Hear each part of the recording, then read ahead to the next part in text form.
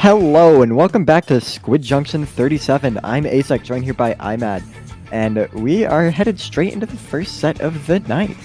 How's it going, Imad? What are your thoughts about these two teams and the maps and stuff? I am doing all right, and as far as the teams go, once again we have some interesting team names. I am curious to see what we have for our lineup here. As far as the maps go, I am ready. I am ready to see what these teams have in store for us. Yeah, it looks like we're going into Zones Hagglefish for this first set. This is a really common map. It's a classic, honestly. I think it's one of the best map modes in the entire game. Oh, 100% agree. Hagglefish in general is one of my favorites. Yeah, the flanks on the two sides are really fun. It reminds me kind of Mako Mart, honestly, having those really big flanks. Yeah, it's like a larger version of Mako Mart for sure. Yeah, the flanks are bigger, but the flanks are also longer as well. Instead of having the kind of being offset, they're almost right next to each other. Just one of them has a little bit of weird geometry, which makes it a bit harder to flank on. Yes. It's like it is. If you keep an eye on you, it's not difficult to call out those kind of flanks. But if you can get in there when they're looking in the wrong direction, that could be quite detrimental. Yes, indeed. And especially on zones, flanking can be really powerful. Because zones is just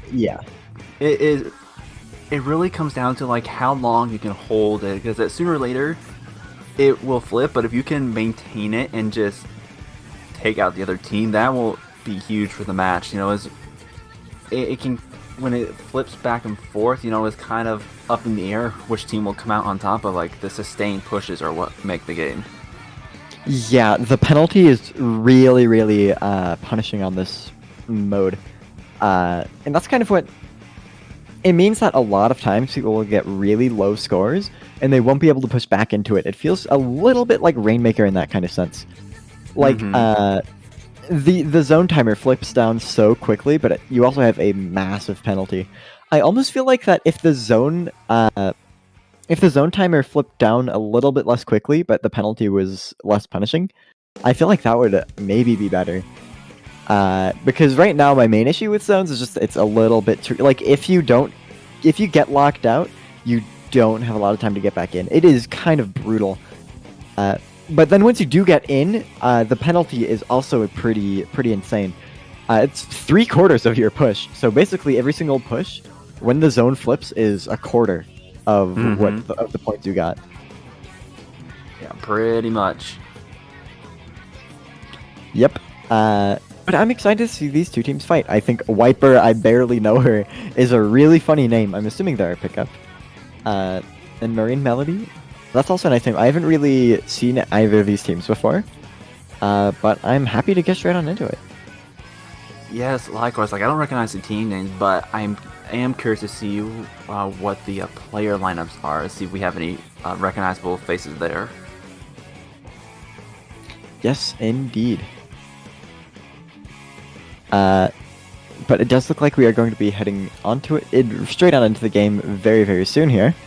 While these last few players ready up, I'm excited to see it. I'm hyped. First game of Squid Junction 37. Yes, absolutely. I know this past week, or even just since the latest patch, we've kind of had this transition point of weapon picks. This week I've seen some pretty interesting weapon choices, even in the the final top cuts of some of these tournaments. But it has been as far as the meta goes, it's been a toss up between the old crab meta with the splash and the new the Ink Strike, because Ink Strike has been pretty strong since that latest patch. Yes, it's very strong right now. It's absolutely massive and very threatening because it deals so much DPS. But yeah, we are headed straight on into it for game 1. We get to see both of these players' comps, or both these teams' comps, and it does look like we have, ironically, we have a Wiper, but from Marine Melody, and Wiper, the team, doesn't have anything, but it does look like that is a pickup. I see some players from Sia there. But the Junior does go down straight off the bat. The Crab Tank has come out, though. But that Wiper is straight up in there, but gets picked off by the Bresh. Yes, absolutely. It looks like Marine Melody is going to be taking this first zone hold for now. We see the Crab in action, just trying to fend them off, and they do lose their splash, but they are able to cap the zone nonetheless. This is kind of what I've been seeing lately with as far as like the weapon goes. You know, it's just a bit more variety. We don't see any doubles as of yet. Yeah, I definitely do think the patch was done pretty well to kind of address mid-season concerns. Like, I think the fact that Splash is still good is okay. I hope they do a little bit to address it next patch. But I definitely do think the changes that they've made are really interesting. We are seeing Marine Melody with the fairly early hold. This Wiper on the flank trying to back out a little bit. Wiper almost caps the zone, but doesn't quite make it. And Marine Melody is about to dip below 30. But their Wiper has gone down. With Marine Melody slowly losing control of the zone. 2 down, but 1 down from the splash. It's really back and forth, but Wiper has capped the zone here. Yeah, this is what we were talking about earlier. Just they got it down to 20 points in their, like, pretty much the first go. So now Wiper is going to have to bring out an even longer push to take that lead back. Even if Marine Melody flips it even once, that could really set them back. Yeah, you can see that penalty is pretty dang, it's pretty dang brutal. And Marine Melody has gone 2 down yet again with their Flingset and Splash both going down. In their T-Tech as well, Marine Melody has a huge stagger right now. That is not what you want to see on zones. The missiles come out anyway, but not before that. Killer Whale makes things just a little bit awkward. The Wiper has the hammer, and they are going to pop it, trying to get a pick with the throw. They hit the hammer throw, and that gives Marine Melody just a little bit of space to get to the zone here. The points are very, very close. They need to paint the zone here. They barely lose the lead with Wiper holding the zone by an absolute thread. The zone has finally gone into neutral, but isn't even the favor of Marine Melody. Wiper is still in control of the zone. If Marine Melody doesn't paint it right now, they're going to lose it. It's halfway to neutral, but the Junior pops the big bubbler and ends up clutching that out, getting the zone and holding it, and just barely holding that until the end of the game. Well played by both sides. Indeed, that was so unfortunate. Marine Melody, they had such a good pick with that hammer, taking out the Junior, as well as, I think, with their other shooter. That was like half their paint already gone, but the fact that Wiper was able to take down 2 members of Marine Melody at the same time meant that they were able to hold on to the zone. Even with the new paint buff on that Wiper, there wasn't a whole lot that could do to take that zone back. Yes, indeed. But I'm glad we're seeing Wiper. Wiper is a pretty cool weapon. I wouldn't say it's top tier or anything, but I do think it is fairly good. I think it might be a little bit overhyped, but it's also still underplayed. Not a lot of people play Wiper, so it's always good to see a Wiper player. Very fun weapon to watch. Super aggressive. Not quite as aggressive as Tetris, but it's up there as one of the most aggressive things in the game. It has a lot of range. It has like 96 scal range, which is pretty crazy for being a weapon that fast. But we are headed into Game 2, which is TC on Inkblot. What are your thoughts on Inkblot, Iman? Inkblot, I would say it's definitely my top 5 favorite stages. I think TC would be one of my preferred modes for it.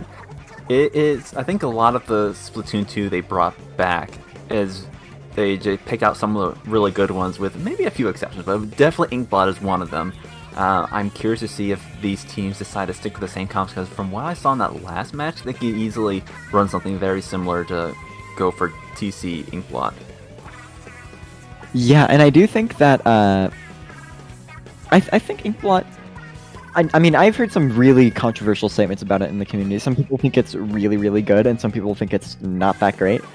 I honestly think it's okay. I think it's nice. I really like playing on it, but I play Dually Squelchers, and that map is stupid for Dually Squelchers, so I'm definitely biased there. But I think it's a really fun map. The main thing that I've seen as a critique is that there's only one way to get into Plat. But then once you're there, it's pretty fine holding it. It's comfortable, but not too comfortable. It's just getting in there is a little tricky. Yeah, I think that is the other. That is like one of its weaknesses. Is it's not like Makamart where you can have like a jack of all strats it does favor some weapons over others, and I can see why some people would have a critique of this map. Ooh. It looks like we've had a communication error. I'm not sure if that was fully with the rest of the lobby, or if we're just not going to be able to see that game. If we're not going to be able to see that game, that's going to be very unfortunate. But hopefully that isn't the case. I mean, I don't want to say that hopefully the lobby crashed, but that would be better for us in this case. And thankfully it was at the very beginning of the match, if it was a lobby crash. Yeah. But anyway, we didn't get a chance to really scope out what these teams were bringing to that match, so it's still a bit of a mystery. But I still think Crab is going to be particularly powerful, Inkstrike going to be powerful, probably going to see that Flingza again. I think the main, like, we did see a Brush and as you were talking about the Wiper. I've seen some Brush and Wiper on tower control, but it has been making more of a resurgence lately. Yeah, I think Wiper, ever since they gave it that paint buff, I think they gave it that paint buff all the way through the first patch, I think even. It might have been the second patch, actually. Or, no, I think it was the first patch.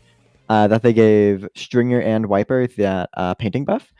And I think that really helped both of those weapons. Absolutely. Put them in a really good spot now. But it does, I do believe that the lobby did crash. I'm not quite sure, but that would mean that we would get to see this game again. Yeah, it'll just be a quick second for them to reopen it, and then we'll be back into the action. Yep. Unless they are somehow still playing it, which would be vaguely unfortunate. I do believe it was like a lobby crash. Yeah, it was a lobby crash. That lobby is back up. And we are headed into it with a little bit of a delay. But it's not too bad. Splatoon 3 is going to be Splatoon 3. Now, we did see another weapon. We saw a Junior in that last match. It's great for zones on its own, but the fact that it has the Bubbler, I could see it being used for tower control as well. Yes, indeed. That Bubbler. Bubbler is really nice on tower control. I do think it isn't as good as some people believe it is. I think Bubble is very solid on tower control, but I think a lot of people think it's, like, mandatory. And I don't think it's mandatory at all. Like, Bubble on tower is a fairly good strat, but it's not everything. Like, you can use a Bubble on tower to stall a checkpoint, but you can also use a, like, Booyah Bomb, Crab Tank, like a Wave Breaker almost to stall a checkpoint. Mm-hmm. Yeah, it's definitely a fantastic tool, but it is not the end-all be-all for tower control, especially now with that Inkstrike buff against other specials. Ooh, boy, I would not be wanting to be standing on tower when that comes out. Yeah. You see that big bubbler on the tower? That's Inkstrike food right there. Mm-hmm. A big old target right there. And this map in particular, it's like a short distance between the first couple of checkpoints, so you do spend a lot of time on the checkpoint, which just makes it even easier to do. It's basically a sitting duck at that point. It's just standing still. Like, you really want to fight hard for those first couple of checkpoints, because once you get past that second one, that's when you have a little bit more smooth sailing. Yeah, that second checkpoint is pretty brutal to get through, but then it's kind of just a straight shot through plat. So you do have to be really careful. But I think it's a pretty fun time. It's like if Brine Water was just a little bit better. Yeah. It's like if Brine Water didn't have all those walls near the spawn area. Alright, we are getting back into it, and we are seeing pretty much no change for the side of Wiper, but we do see the machine coming out. We're going to be using that Booyah Bomb. And, oh, a machine on the side of Marine Melody as well. Yeah, it's funny. Everyone said that machine was over-nerfed, but people are still running it. Also, that was a nice bomb kill from that Brush. We're seeing them pop Whale here, trying to just spread them around and cause chaos, pushing that person they've whaled, and that is secure on that pick. Those missiles have come out from Marine Melody's side, but Wiper, I barely know, has been playing around them, but they do go 2 down here. It does look like they are going to try to stick the first checkpoint a little bit, and ooh, that's an unfortunate try strike that absolutely delete the machine from inside of every room. Yeah, that Booyah Bomb is gone. It could not stand up to the force of the Ink Strike. Wiper has managed to turn it around and get a giant stagger on Marine Melody, and they are going to be able to continue this push, it looks like, especially with that Zuka coming into play potentially here. Ooh, but no, they get that Splatter Shot gets picked off by those 10 missiles, and the brush goes down as well, so that is going to be another stop to their push by those 10 missiles. Still a very, very strong special. 10 missile output is a little bit hampered because of the recent patch, but it is still very strong when it does come out. And speaking of, the 10 missiles have just come out, and they've been popped, and the Flings is standing on tower. And it looks like Marine Melody is going to start to try to make a push here. But Wiper is one down, and the Flingza has also gone down here. Wiper's coming out of their spawns, and so they're going to have the advantage for a bit, and they are going to use that. Absolutely collapsing in all of Marine Melody. The only two people are alive were the two people who died the earliest, and they're coming back into Plat. Wiper has their chance to really get into Plat now. Just trying to stay there for as long as possible, get as much control as they can while their team gets back in there. And that Brush manages to trade with that Wiper, which is going to leave them in a 2v2. And Wiper is going to be able to just get a little bit more control here. That Booyah Bomb is going to come out, but those missiles are going to try and counter it, and it is going to work. The Booyah Bomb just isn't quite working for them today. And it is just the Splatter Shot left on Wiper. Nonetheless, Wiper was able to get past that first checkpoint, and they are still going. They're going again for that second checkpoint, and they have jumps to the tower to keep that push going. The Ink Strike, or no, the Bazooka is the only one online, but they are going to be getting a nice pick off of that, and they are going to be chewing through the second checkpoint as well, with only the 10 attack remaining. I didn't even see what happened there. It was just one Splatter Shot, and then all of a sudden, all of Marine Melody was dead. That was very, very well played by that Splatter Shot. But they have gone down, and the Brush has gone down as well. It's just a Splash Machine. The Machine is trying to fight for Plat, and they do manage to get that Splash. But then the Brush, I believe, manages to come in and secure that pick. The Whale is going to come out, and the Brush is going to try their very best to push in as far as possible. And they have gotten Marine Melody 2 down yet again with that Booyah Bomb, giving the Brush just a bit more space to breathe. But the Tent Attack manages to pick them off. They are stalling the check for the tower for now, and it looks like they're finally going to be driving them off that Plat. So far, Wiper has been able to, even with one man alive, stay alive and in deep enough next to the tower to be able to maintain this push for as long as they did. Marine Melody has just not been able to stall them out until now. Yeah, but it isn't over yet. Marine Melody has gotten Wiper 2 down, and I believe one of those people is also coming out of spawn. Really big stagger, and they need to use this momentum and to push into their Plat. But no, it doesn't look like they had enough players there, and they didn't quite get there fast enough. Just those couple of seconds meant that they weren't able to get into Plat, and they have gone pretty much all the way down. It's just that Machine left, trying to get value, trying to stay alive out of that Booyah Bomb. But they do manage to get picked off by someone on Wiper. Yes, Marine Melody is pretty staggered at the moment. Once again, 2 members down, a third one going down as well. This is not looking good for them. We are down to the last 30 seconds. We do see 2 members of Wiper down and back at spawn, but Marine Melody has not been able to get a solid foothold in mid so far. They have 2 checkpoints to go through before they can get even close to taking the lead back, and Wiper is not giving them that chance at all. Yeah, Wiper is absolutely setting up in their Plat here, not even touching the tower. Just trying to stall it absolutely as much as they can, but it does look like they are going to go down for it. And this looks like Marine Melody is on their way to start a push here. They have a Booyah Bomb coming out, and that can be very, very important for them. If that Booyah Bomb comes out in the right spot, then it can really make the difference here. The Brush is dropped down, forced into a really awkward spot, but manages to find a comfortable position and sets up behind them.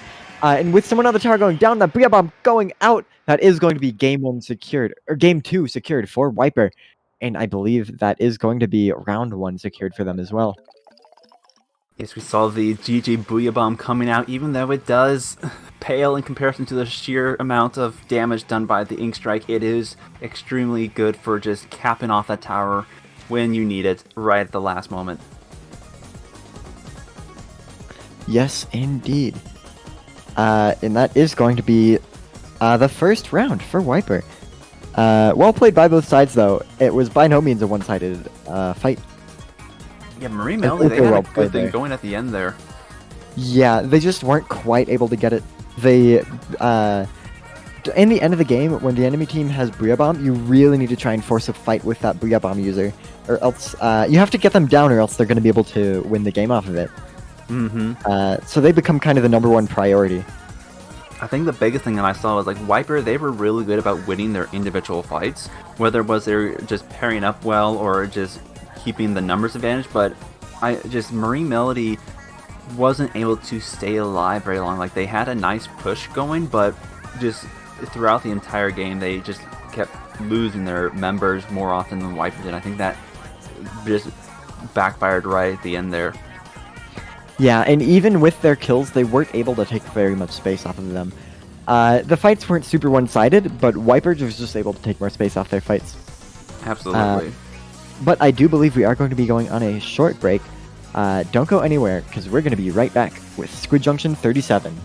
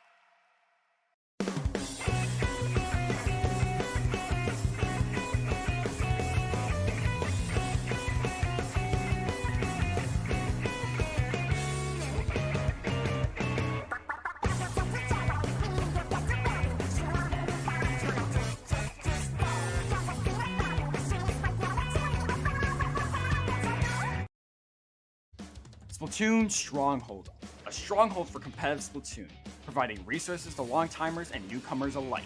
If you're new to the competitive scene or still figuring out how to join, we have a getting started guide and plenty of other resources to help you in your journey.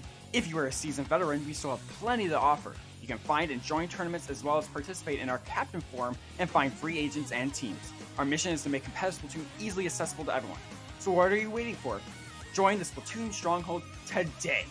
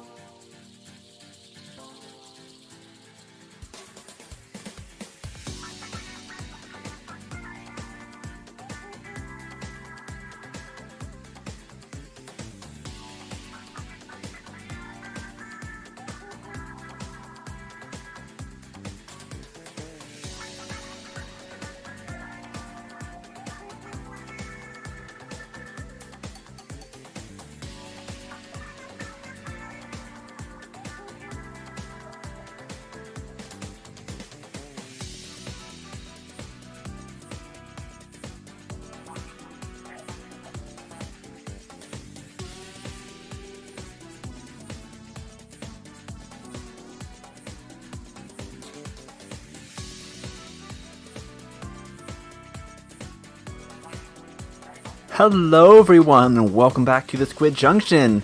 Sorry for the short wait, but we are back with RAAAAAH versus Ocean 7. Once again, it is I, Mad Gamer II, and I am joined by Xset. Yo, what do you think of this matchup? Oh, never mind. We're actually out of time. We're headed straight on into it. The game's starting now. We're heading into TC Mako. Fun map. Mako Mart is just one of the better maps in this game, I think. One of the best maps in the game, honestly. Ooh, but we are seeing... Agreed. Ooh, we're seeing a Tri-Slosher on the side of... Oh. I believe that's on the side of Ocean 7. I Yes, was it is. looking at the Charger matchup, but yes, the Slosher is... Well, the Tri-Slosher is certainly not a pick you see usually, and they already have 2 members down on RAAAAAH. Yeah, Tri-Slosher is fairly weird in this game, but I am glad we're seeing an Inkjet. I really hope they add a new Inkjet weapon in the next season. There's only 2 of them in the game, and neither of them are very good right now. And to no fault of the Inkjet, I don't think. But Ocean 7 is 3 down, 4 down. That is a wipe with just the Charger left. And the Charger has gotten picked off by the machine on RAAAAAH. And that Booyah Bomb is coming out. And it's going to be very threatening. Holding that Booyah Bomb is going to be very, very good for that machine. With getting the trade on the Tri-Slosher, that E-Leader's set up on tower and getting so much impact there. Ooh, getting a pick on the Junior. And the Tri-Slosher goes down as well, leaving just the Splash alive. And so it does look like RAAAAAH is going to be able to continue this push on the tower. The Splash has jumped onto the tower, though, and managed to get a pick on the leader before backing up and popping a Crab Tank. Getting 2, leaving just the Splash on RAAAAAH to try and stall out. And with the Splash going down, that is going to be a wipe yet again. With that, when that leader goes down, you really have to be careful, or else that wipe can happen very easily. But it does look like that leader is already set back up, threatening this Splash. And the Charger on Ocean 7 does go down along with the Junior. The machine on RAAAAAH goes down. The Tri on Ocean 7 goes down. It's just the Splash sharking here. That kid with a really good shark. But they have been spotted out by the E-Leader, and they can't quite get the pick there. They get an assist, though. And that is going to be Ocean 7 going 2 down. That is such like a key thing to be able to do, is just staying behind that little projection on the tower, especially for a Charger, because you can just do a nice peek to get your splats in. But unfortunately, that Charger is going to be taken down, just getting pinchered from both sides, and that is really the only way you can really solidly take down the Tower Rider, is be able to come out from 2 sides when they're hiding behind that, right, as they were. Yeah, but RAAAAAH does have a lot of control right now. Getting a lot of momentum as well. They should be able to make a push here pretty soon if they get picks, but it does look like one of their splashes has gone down. With their machine still coming out of spawn, that leader going down is going to be really bad for them. But Ocean 7 has gone 2 down, 3 down as well. No, never mind, just 2 down. And with the Vac on the tower, it's going to potentially force a lead here. With that Splatter Scope standing on the tower, they're going to manage to force that lead, but then immediately get knocked off the tower and killed. And Ocean 7, being 2 down isn't going to be very good for them. One of them jumps out as well, so this Crab Tank is really all that they have. And so it does look like this Crab Tank is going to go down. And so that's going to be a decent amount of control for RAAAAAH. They had to invest a lot of resources into taking care of that Crab Tank, though, so they weren't able to push up super fast and take control of that near wipe. Nice pick for the Slosher machine right there. You really got to watch out. The Sloshers have such good, such a solid advantage with the ledges that are on this map. If they play their positions right, they can do some damage, but already RAAAAAH is setting up for taking that lead back. I don't think they were able to get through the checkpoint. No, they were not, but there's still a few points in the lead as we get into this last minute. Yeah, but they really need to play carefully. Them getting this lead here isn't necessarily super great for them. They do have lead, but it's really close. The game is essentially just tied up. And with only a minute left, if this push from Ocean 7 gets the lead back, they're not going to have a lot of time to trade that out. But the Inkjet goes down. Big Bowler comes out on tower. That's going to be really good for them. They need to get these picks. The tower control is right up at that checkpoint. They need to get that person off of tower, else the lead is going to swap. And it does look like the lead is going to swap, but not before they get a wipeout. 30 seconds on the clock. Barely need to make a push at all. RAAAAAH really needs to be able to get here, and they have to play really fast off of that wipe. It's not going to be super easy, though. They have to extend that advantage off the tower. The Junior goes down on RAAAAAH. That Booyah Bomb is coming out from the machine, potentially being thrown at the charger here. Just holding it for now, throwing it, but gets picked off by the Tri-Slosher. RAAAAAH is 2 down, 7 seconds left. They need to grab tower right now, or else that's game. And it does look like that is going to be game 1 for Ocean 7. Yeah, those leads right at the end there were so precarious that we saw they were able to, Yellow was able to take it back, and they were able to clear the checkpoint as well. Unfortunately, RAAAAAH would have had to go through their checkpoint again, which was not in their favor considering how much time was left on that map. It was just one tap was all that Ocean 7 needed to confirm that victory. Yeah, it was... that was a very, very close game by both sides, but it does look like we're going to be going into Clamblitz Undertow, I believe. Which is going to be a pretty good mix-up. That's actually a very good Tri-Slosher map. It has a lot of weird geometry to be able to play around. Yes, and it is certainly a nice slosher map as well. I would agree. The Tri-Slosher is probably going to be making a return, and possibly even the sloshing machine. The Booyah Bomb is pretty helpful for Clamblitz. It just allows for a lot of pressure to be able to move opponents away from either their own basket or yours.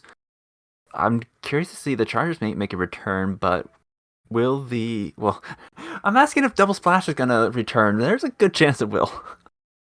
Yeah, Double Splash is still very strong right now. It's not mandatory by any means anymore, but it is still a fairly strong option.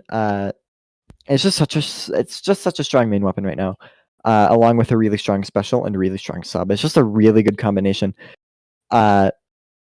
It did get toned down in this patch with the Tri-Strike buffs and the Crab Tank nerf.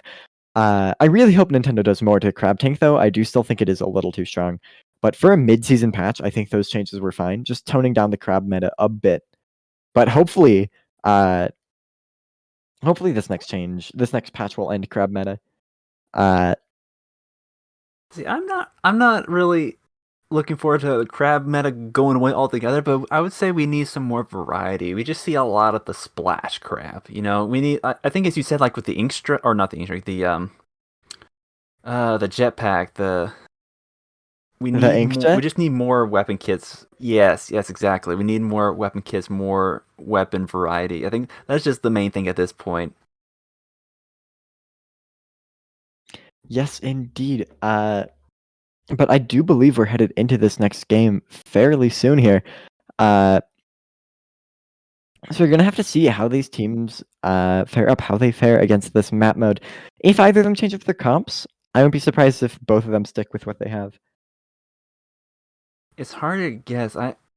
Having a charger for tower control, you know, it is pretty common scene. If Clamblitz, not so much. Having a backline, you know, it is a powerful choice, but just depending on how you prefer to play, it looks like we are seeing the return of the Chargers, so we'll have to just see how this plays out. But Clamblitz, it's really fast paced.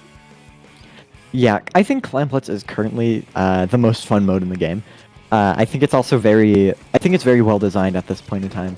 With the clams being slightly changed with how many you need to make a ball, I think it's really, really good. It's almost perfect, honestly. I think it's the best mode in the game, if not Rainmaker. But Ocean 7 has gone one down here, and this Crab Tank looks like they're also going to go down. But they are really fighting for their life here, and they managed to get a trade out. But that is going to be 3 down on Ocean 7 right off the bat. And RAAAAAH is going to get that clam ball in, and they are going to wipe Ocean 7, which is going to be fairly devastating for them, getting a really strong push off the bat here. That Splash trying to set up on the top, get some control, and they do manage to set that up there. And that machine is forced to back out there, but no, they're going to try to fight here using that Wave Breaker to try and get just a little bit more control. And that ball is sitting near the basket, and they managed to get it in, already down to 25, not even a minute into the game. And that is going to be RAAAAAH 2 down, though, so that will likely be the end of their push. And Ocean 7 does have that crab tank set up and ready to destroy some people. But it does look that 52 is going to be able to survive there. Get that wall set up and get the punish. Get the double. Luke popping off, turning that situation all the way around. But that ink vac is going to deny Luke that triple. That was very, very good though. That turned something that would have been really bad for RAAAAAH into something that's potentially going to let them push again. One of the splashes on RAAAAAH is going to be able to get a lot, and they get the pick on that ball. They weren't expecting that. They tried to get that jump in, but they couldn't quite do it. Holding an amazing amount of control by this basket. It looks like they're trying to set up a jump for their team, and they do have a crab tank at the ready. No, their team doesn't jump in, but that inkjet does come out, and the crab tank is shooting at it. And the crab tank's targeting that charger. The splash goes down as well. That isn't going to be a very big push on RAAAAAH's part, but at this point in time, it's just eating away the penalty, which they really need. That penalty is huge for them. But that is going to give Ocean 7 just a little bit of momentum, but not before their Tri-Slosher and their charger goes down. And another one, it's just this splash here, trying to shark out, getting that pick, and trying to get out into a safe spot.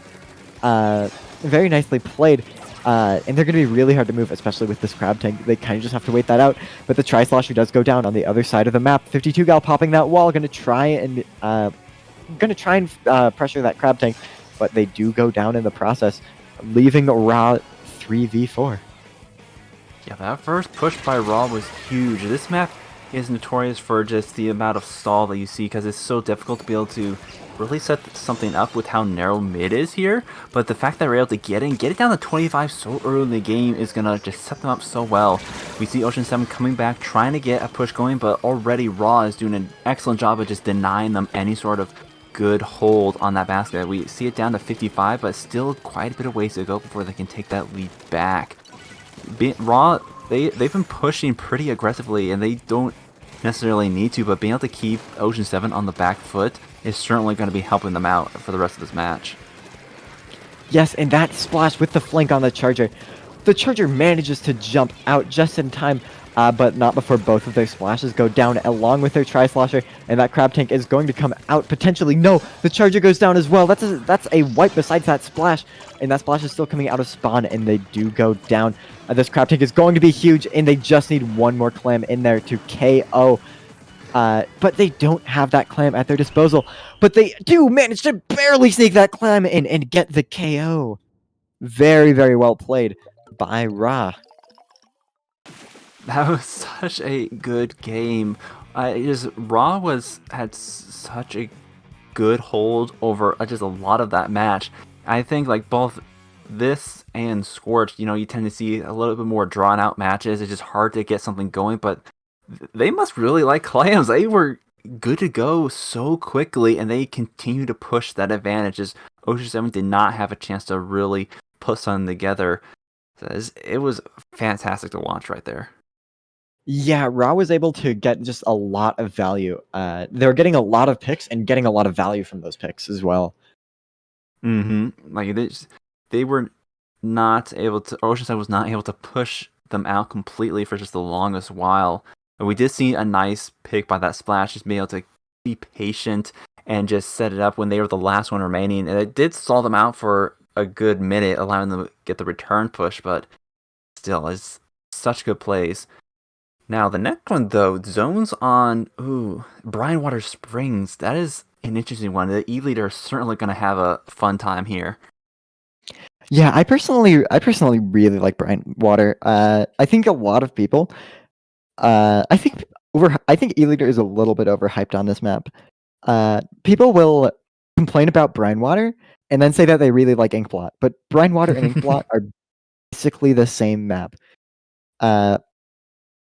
Even including, like, people say that you can get into spawn, or you can get into mid really fast on Brine Water, but you can get into mid that fast on Inkblot as well.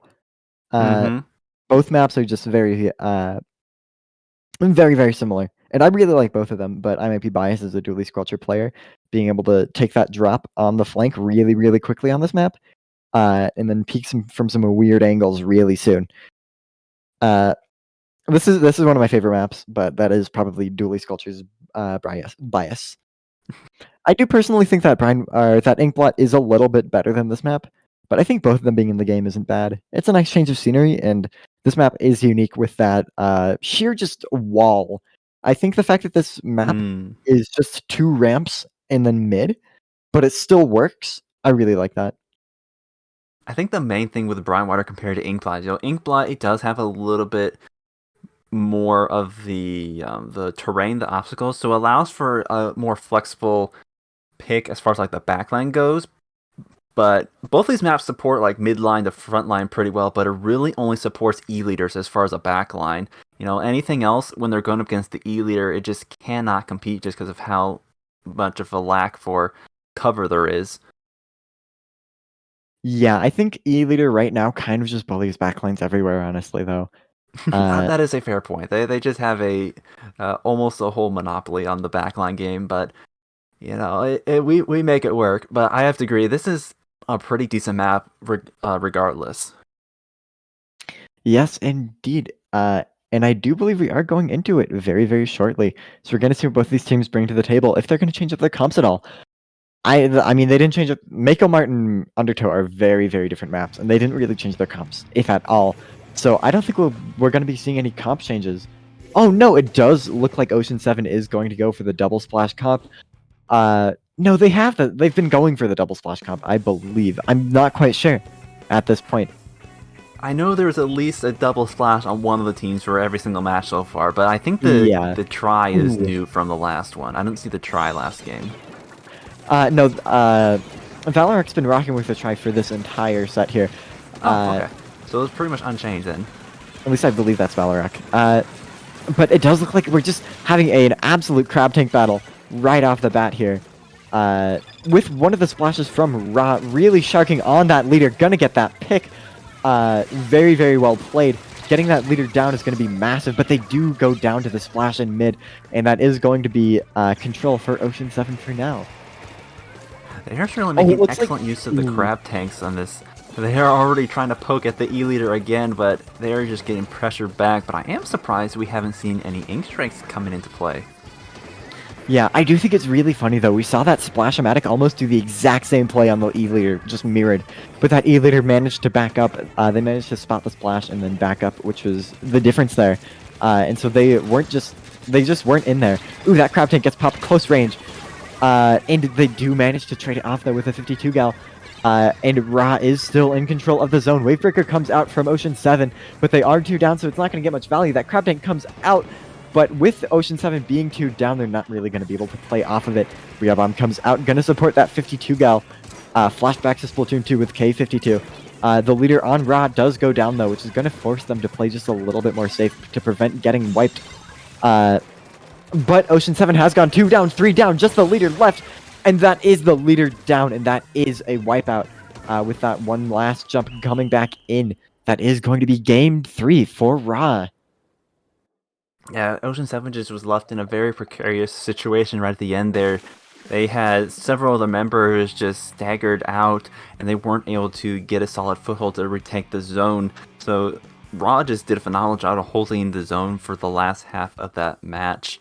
And it's a lot different than what we saw in that first game on tower control. Yes, indeed. That first tower control game was really back and forth, and they managed to barely sneak that win. But these next 2 games have been really dominant from RAAAAAH. And we are headed into a repeat map here, but with a different mode. Undertow Spillway, yet again. I guess they liked this map. We're going to have to see if they're probably going to run the same comp here. And with them doing really well on tower control, I wouldn't be surprised if this goes into a 2-2. Which would be pretty intense, because then it'd just be Rainmaker Eeltail.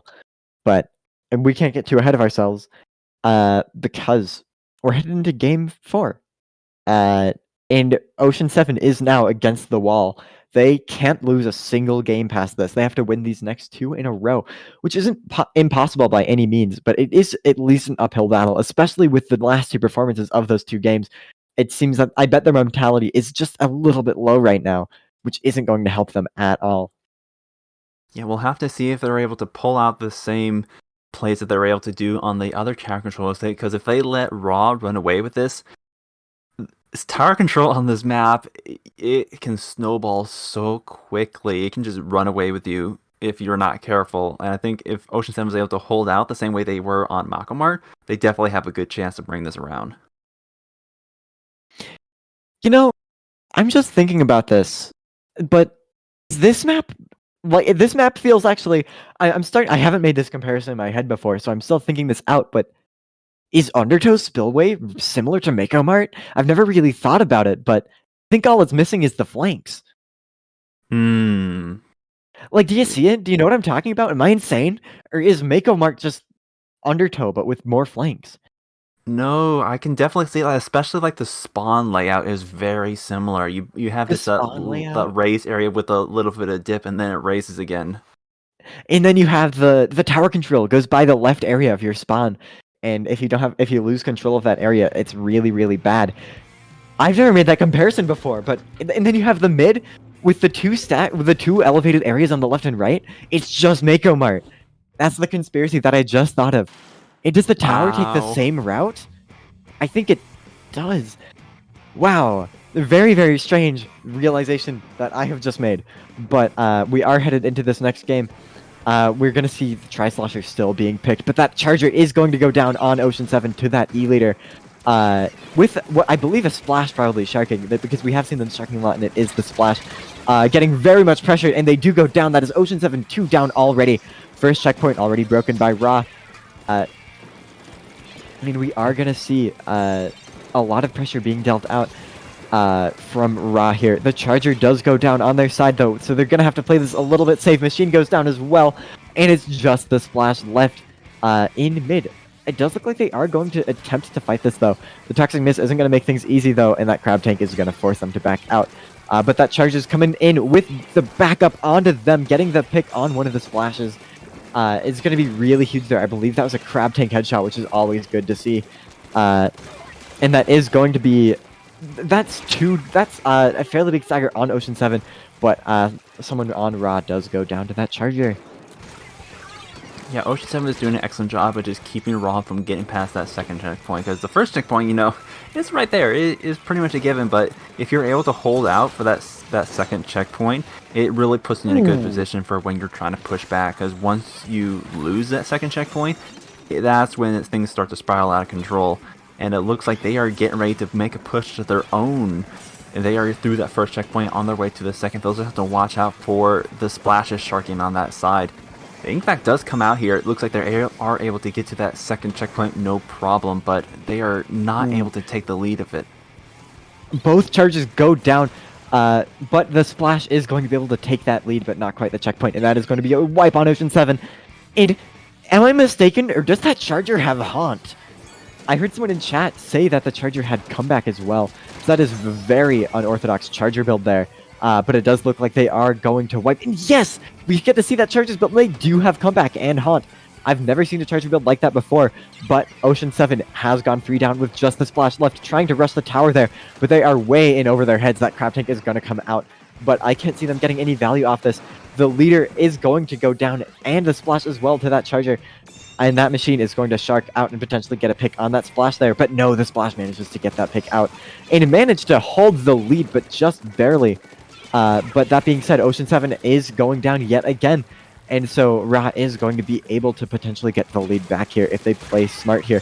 And the Tri-Slosher does go down to the splash as well. It's just that Charger really left alive to do much. And RAAAAAH almost has a second Crab Tank out as well. Both those Crab Tanks coming out. Going to be able to get a lot of value here. A lot of specials popped on the tower. And Tri-Slosher has gone down, and it does look like that is going to be lead and checkpoint for RAAAAAH. They have a huge amount of momentum right here. But their Charger is going to go down on that tower to that Crab Tank.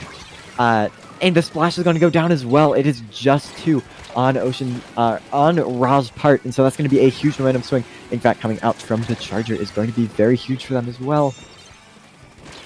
Looks like it's just the splash remain. They are able to get a trade out of that, bringing it to a 2-2, but the tower is going to be resetting to mid. That is such a good play, being able to get that second checkpoint. That is going to let them be able to just have smooth sailing to that third one. So far, it's just displacing that backline when they did was such a excellent play right there, and that's what allowed them to really get it going. But now it looks like Ocean 7 is going to be pushing back on themselves unless they're stopped by that flank from the splash. Looks like they is going to be called out though, so they are in still solid control of the tower. Ooh. And now the bubbler is out.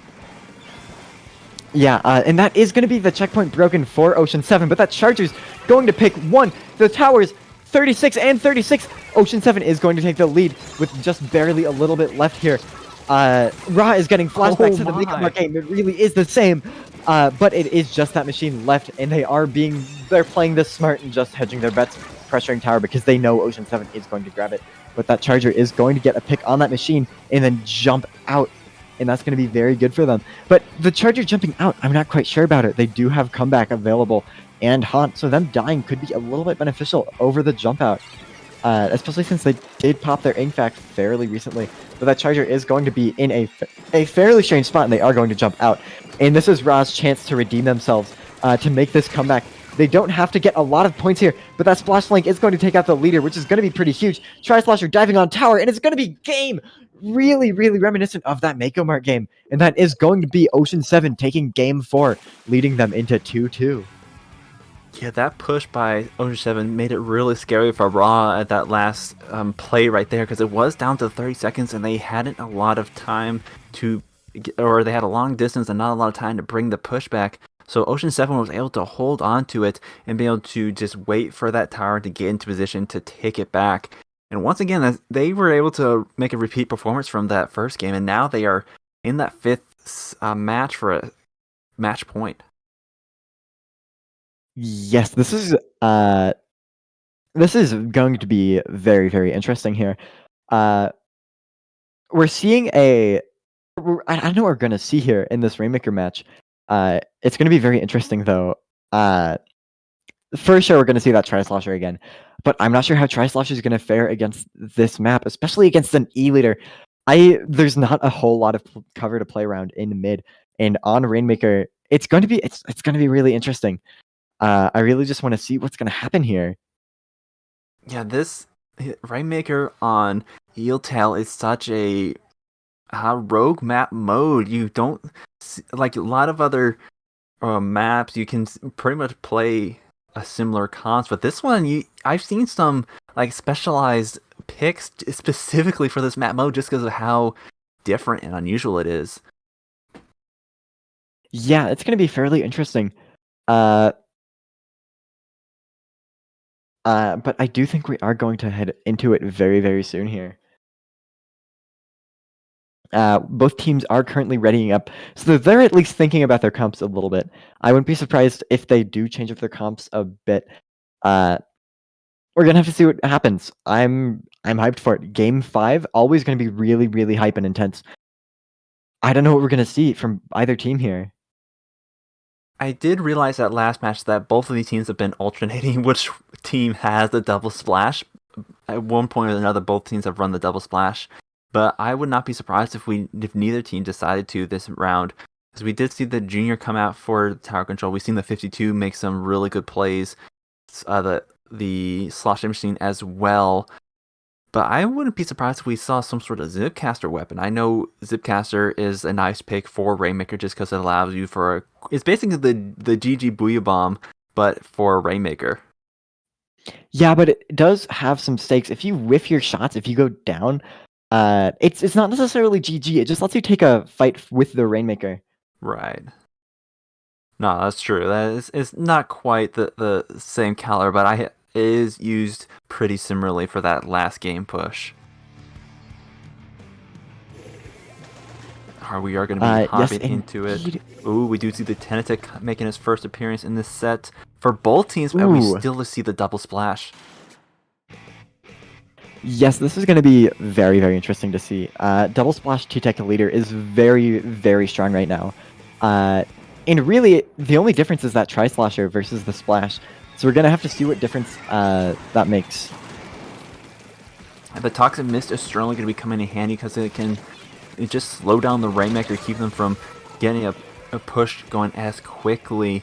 But we are going to be seeing a pretty even picks so far. We do see 2 down for Raw, so Ocean 7 is going to try to push the advantage, but get shut down immediately. Ocean 7 is going to be picking up the Rainmaker and getting the first push of the match. Yeah, and that E-leader was absolutely booking it. I wonder if they have a lot of swim speed or something. I wish I could see their build, but it is going to be fairly interesting to see what RAAAAAH does with their Tri-Strike. They are popping it to just try and take control around that checkpoint. It to go down on the side of Ocean 7. It is going to be a fairly easy secure of the checkpoint, except for that Tri-Slosher. That Toxic Mist is going to be able to stop the Rainmaker for just a little bit. But that does look like it's going to be the checkpoint, and they don't even die to that Tri-Strike. That was very, very intense, but they do manage to survive that. With Ocean 7 going 2 down yet again, RAAAAAH is going to be able to fight for this very, very well. Taking the Rainmaker forward, trying to take it through that choke, but the Tri-Slosh is going to be there to shut it down. But that Tri-Strike is going to be able to help get that pop and get a lot of value there. There's so much focus on that Rainmaker right there. It's such a narrow way. RAAAAAH cannot pick it up without going down, so they need to get the picks if they want to push it forward, but it looks like they're going for the Hail Mary until Ocean 7 is going to be stopping that push with just the E-leader remaining. And 16 points, that is a pretty substantial lead for this map. It is going to be tough to beat that. Yeah, getting through that choke point is going to be really hard. I wouldn't be surprised if Ocean 7 opts for the lower route. The first checkpoint is much harder to get, but it is a lot easier to push out of. But they do manage to get that first check on the upper route, but not before going down, or right before going down, actually. And the T-Tech has Tri-Strikes at the ready, so you're going to see if they can be able to use them, throwing them all at that one spot, trying to really just delete that jump. But the Rainmaker breakaway is going to potentially make the difference here, but they managed to get picked off just barely. The Tri-Slosher jumping in there isn't going to quite be able to make it as well. And so RAAAAAH is now forced to try and defend this Rainmaker here, or grab it, and to try and make a push. And it does look like they have a very, very strong advantage right now, so I'm pretty surprised if they do grab that Rainmaker to try and push it forward. But it does look like they are going to opt to reset it here instead. Ocean 7 with a sneaky play there, but the response from RAAAAAH was so fast. They barely had the Rainmaker for a second before like 3 members of RAAAAAH were on them. They were so close to taking the lead back, and now RAAAAAH is back in position to make another push. They don't have too far to go, but I don't think they'll be able to get too much more points off of it, but they're certainly stalling out the game. 3 members of Ocean 7 down. Here comes the Inkjet, and that's going to be 3 members of RAAAAAH down now, but the last one is going to be picking the Rainmaker up for a couple more seconds. Yeah, that's a fairly nice stall. Every second counts here. It's, in Rainmaker, really just, you need to play for time, especially when both checkpoints are down, because then the game mode is extremely fast. Just one wipe could mean the end of it when neither of these checkpoints are available. Basically like Splatoon 2 Rainmaker. Not quite as volatile at the start, but then once those checkpoints are down, it is very, very volatile, and you can't go down like that. But Ocean 7 has just gone 2 down with the E-leader of RAAAAAH coming out of spawn. So Ocean 7 is, or no, RAAAAAH is going to be able to make a decent push here, potentially. But that Tri-Strike is going to come out, try to stall the Rainmaker just a bit, and it is going to reset. But that's not even bad for RAAAAAH. They can just play time here, especially with Ocean 7 going 2 down yet again. They are in a very, very comfortable spot to win this set. Yes, RAAAAAH has so much map control mid right now, they don't even have to push that far forward to keep it going. And with how long this map is, the more space and control, just the harder it is for Ocean 7 to be able to come back from this. With 30 seconds remaining, they're going to need a wipe or near wipe to just be able to get the Rainmaker out of mid with how much blue paint is on the ground right now.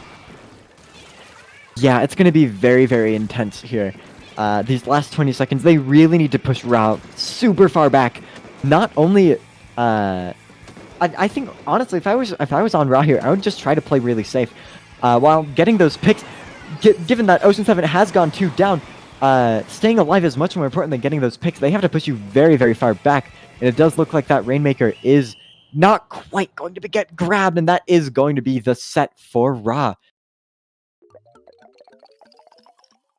That was certainly a more closer to the tower control matches we had. The points were so close, and it was, wow, it's just how far they are to push it. It's not often you'd be able to see teams be able to get so low points on this map, but they are able to do so. But RAAAAAH is going to be taking the overall set with that 5th game. It was that was such a good map to watch.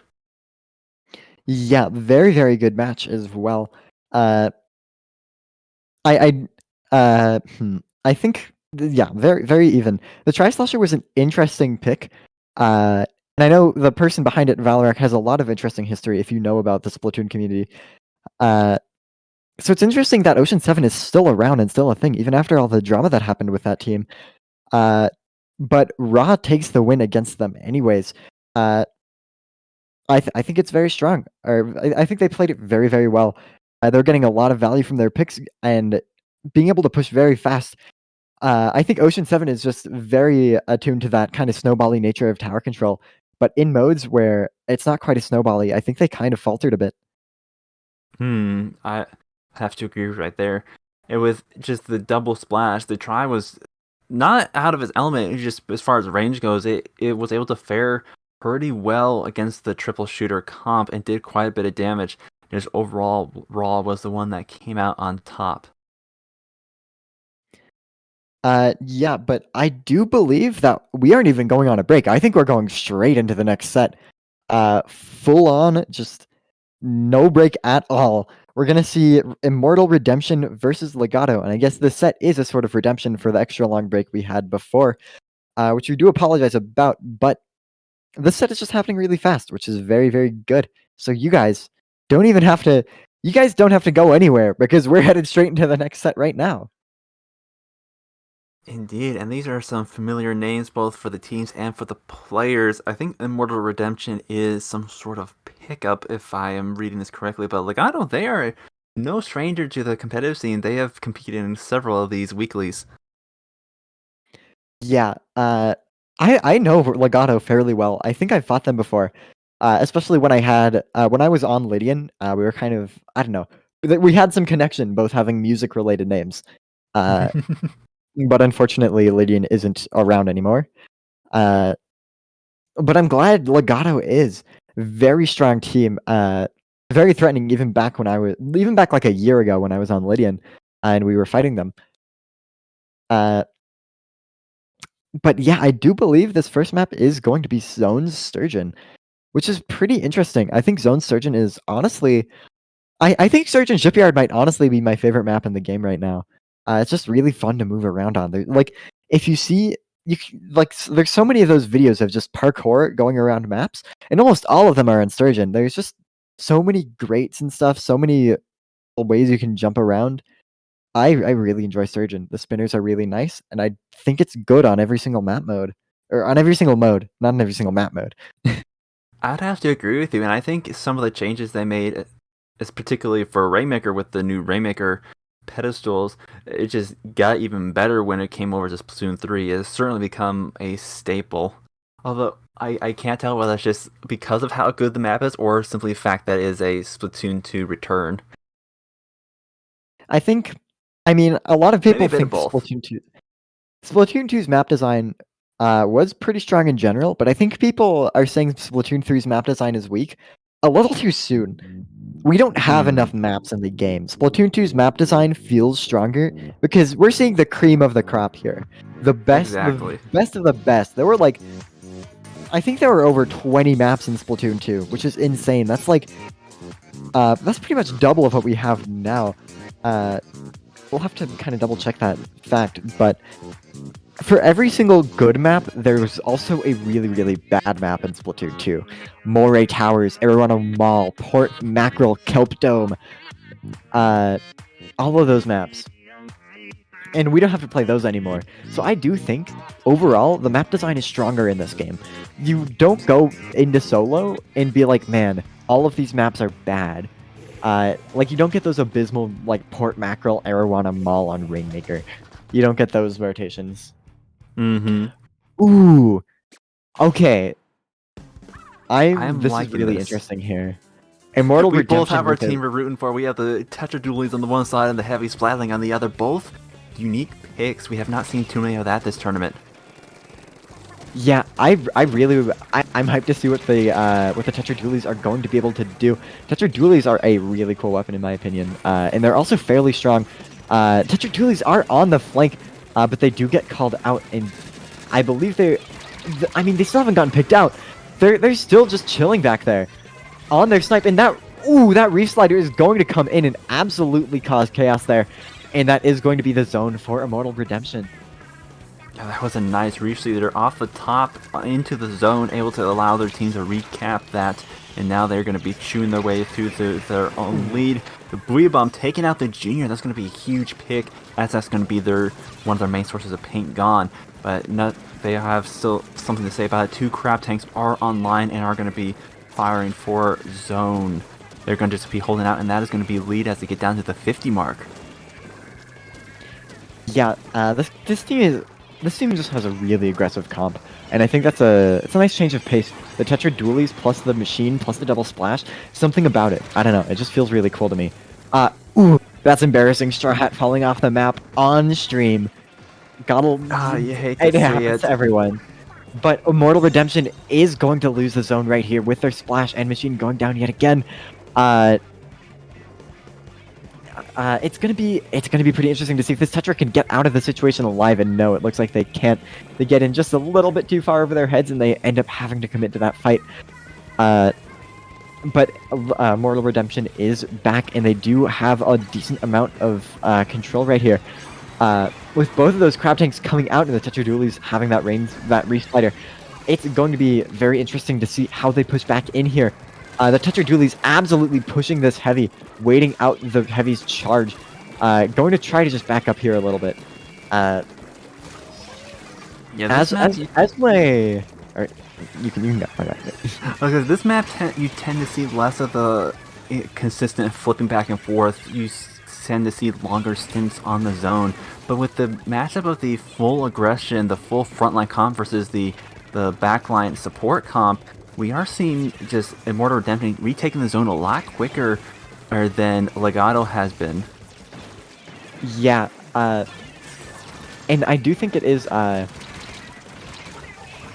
I don't even remember what I was gonna say. But the Junior on Legato has gone down with the splash of Immortal Redemption going down too. Ooh, Legato's 3 down with the heavy being the only one left alive, and the Junior coming out of spawn to try and support them there. Now Booyah's gonna come out and push them a little bit further back though. And they're going to try to...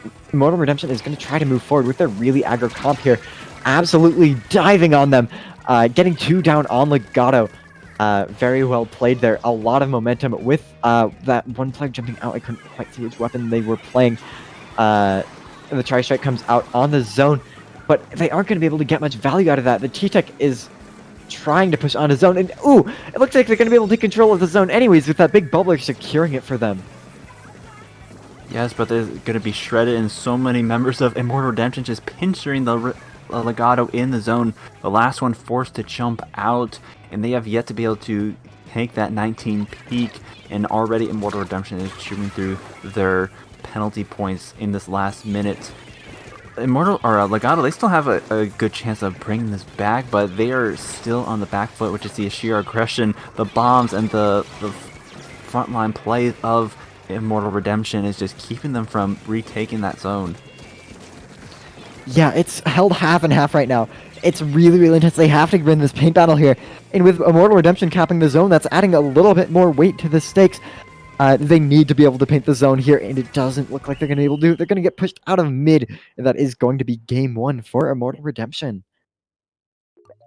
I think the biggest point of this match, Legato was certainly well equipped to handle the mode. They're definitely oriented towards the mode, but because of just the Immortal Redemption's ability to get picks and then capitalize off their advantage, they pushed really far in and knew when to jump out, so they just were able to keep the upper hand once they took that lead back.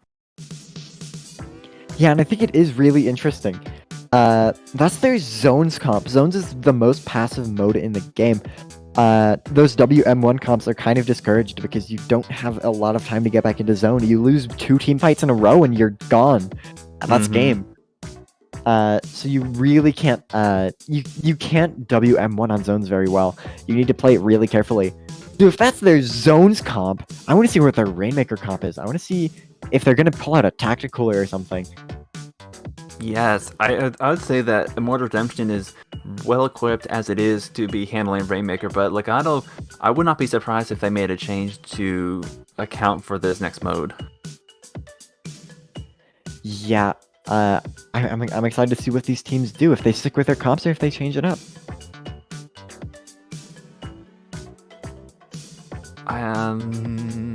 Double Splash is a good, or is a solid prediction, but the Junior, I'm curious to see if they decide to bring the Junior. I know the Custom Junior is a common favorite for Rainmaker between the Wavebreaker and the Torpedoes, and if they decide to swap off that Heavy, having the Custom Junior will allow them to keep that Wavebreaker on hand.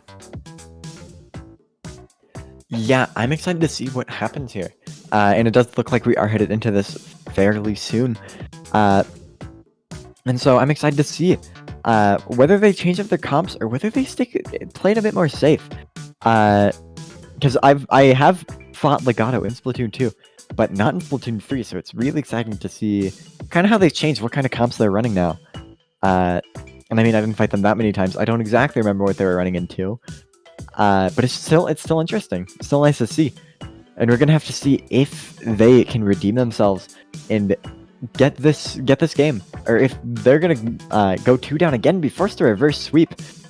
It's gonna be really interesting to see. Pretty hype battle. You do tend to see a lot more variety for each individual player's weapon pool in Splatoon 3 compared to Splatoon 2. Not quite as hardcore mains as we have seen in the past game, but we're seeing the return of both the Vanilla Junior and the Heavy Splatling. In fact, pretty much both teams are unchanged except for the addition of the Dapple Dualies instead of those Tetras. Honestly, I want want to see what you're talking about. I want to see what they're cooking. I was expecting them to run Tacticooler alongside Tetra Dualies, but Dapples can just give it to themselves. Fairly interesting weapon choice, but they do go down to the Heavy, unfortunately. And this might be the first checkpoint for Legato already, but no, the Rainmaker does manage to get picked off. And we're gonna have to see, try to get this again. Ooh, they try to go for the dunk and it doesn't quite work out.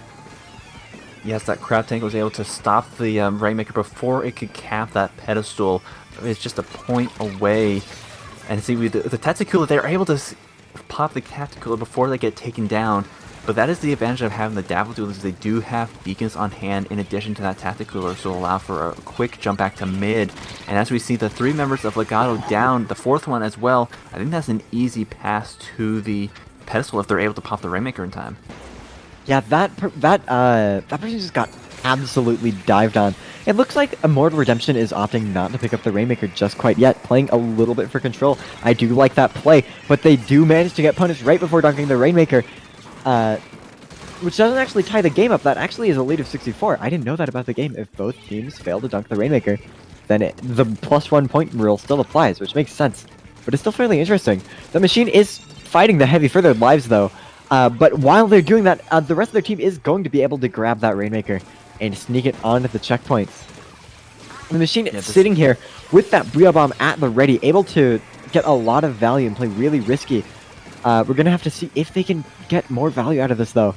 And they are able to get down to 28 without that little hop right there from the pedestal.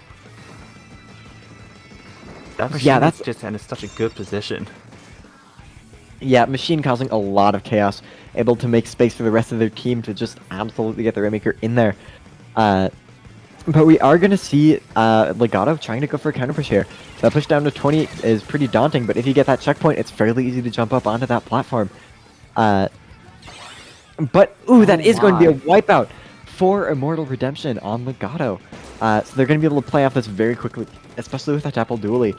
They're going to be able to... a lot of pain in their favor. Yeah, they're going to be playing very, very quickly off of this. And we've seen the beacons coming out. Again, that Dabbles is doing an excellent job of just keeping the beacons coming. But unfortunately, that is going to be 2 members down on Immortal Redemption. So now Legato has a chance to reclaim some of that map control. They're just going to have to contend with the double crab coming right back at them. They do have a crab of their own in position, but so far it's still a lot of blue on the map. Still a ways to go before they can start making a push again. Yeah, and this push isn't... They don't have to make a super big push 28 is not as big of a lead as it seems, but time is starting to dwindle. With only 2 minutes left on the clock, they really have to get this push done, and they don't have a lot of time to get it done. And with them going 1 down, it isn't looking very good for them, but they do manage to get that Dapple down as well.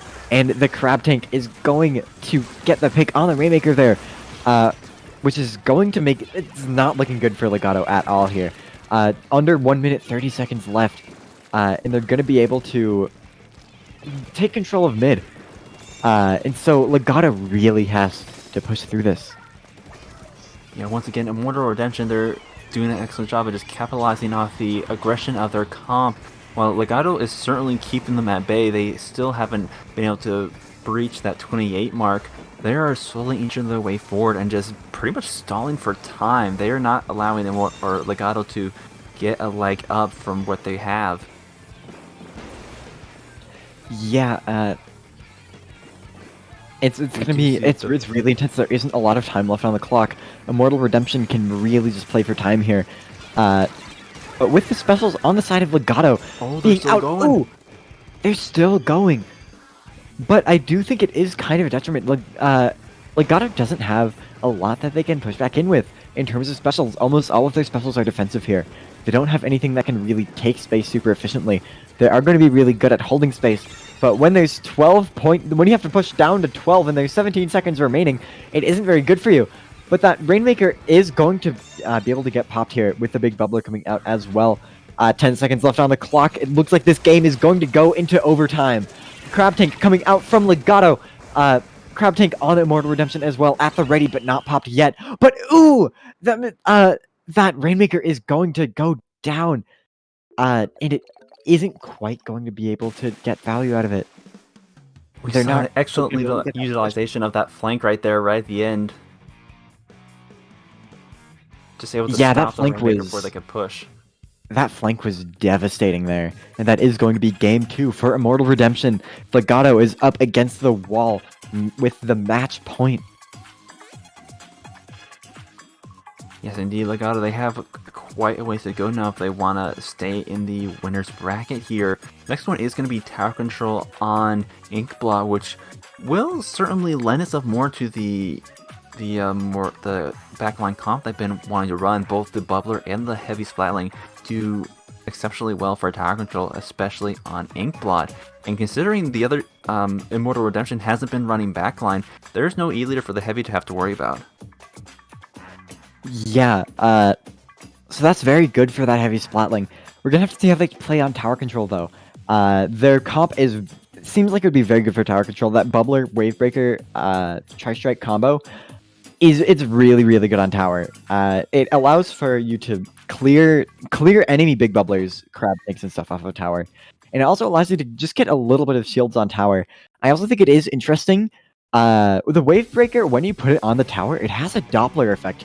If the Wavebreaker is moving towards you, those waves will come at you much faster, which can be very threatening. And can really throw your sense of internal timing off. Because the waves are just going to be so much closer together. I think it's really interesting. I've never heard anyone talk about it before, but I've noticed it a decent amount. It's actually a really good demonstration of the Doppler effect. Indeed, I hadn't even thought about that before. But we are headed into this next game very soon here. So we're gonna have to see if they change up their comps at all and what changes they make. Tower Control is a very snowballing mode in general, so I won't be surprised if the comps change just a little bit compared to Zones and Rainmaker. Zones is a little snowbally as well, but Tower Control is the most snowbally mode, mostly just because of that special charge. But then again, it's Inkblot as well, which is kind of an anti-snowball map, so I think it ends up canceling out and working pretty well. Agreed. I'd say that Tower Control is a little bit easier to make a comeback off of compared to Zones. You know, Zones, because of the penalty points, you really have to hold it in order to make much headway versus the Tower. I think also just with the fact that the Tower can move lends stuff to this, but just once you clear a checkpoint, getting back to your original point value is a little bit easier. Yes, indeed. But we do have to keep in mind, this is reverse sweep territory. Legato has to win this one. If they make pretty much any mistake here, then they are out of the set. So they need to play this very well, and they cannot afford to lose here. And that is going to be the Tetra on Immortal Redemption down already. Trading with the heavy. 2-on-2. People trading left and right here. Just a splash on Legato against a splash and a machine. And that splash and machine is going to be able to clean up that fight, which is going to be opening. The opening is going to be in Immortal Redemption's favor, just barely though, by a thread. That machine's going to pop that Booyah Bomb. Gonna take a lot of control in that Bats. Pushing up way ahead of the tower. That's exactly what you want to do here. The Tri-Strike coming out, trying to isolate the one player on the tower though, but it isn't quite going to work. They're just going to be able to get right back on there. And with Legato going 2 down, with Immortal going 1, it is going to still be in their favor still. And with that first checkpoint already broken, they are going to be able to push up into plat fairly well. Yeah, Immortal Redemption is doing an excellent job of just holding control of Legato's plat. They are pushed up well ahead of the tower, not allowing them to get anywhere near it.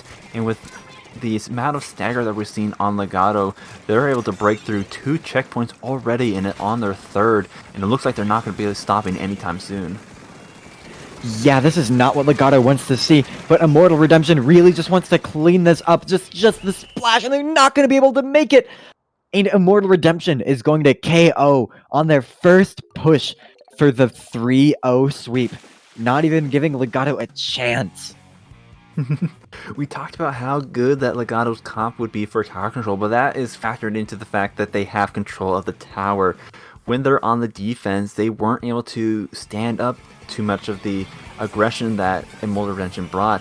I think, as you mentioned in the last match, they just didn't have really any good specials to clear them out of their base. They weren't able to push out effectively. Yeah, and I do think that they did also just... Immortal Redemption was playing very, very quickly, and they were winning a lot of their fights there. So it's going to be really interesting to see stuff. Or no, it's going to be... that was very well played by both teams. But I do believe we are headed into the next break here. So don't go anywhere. We are going to be right back for Squid Junction 37.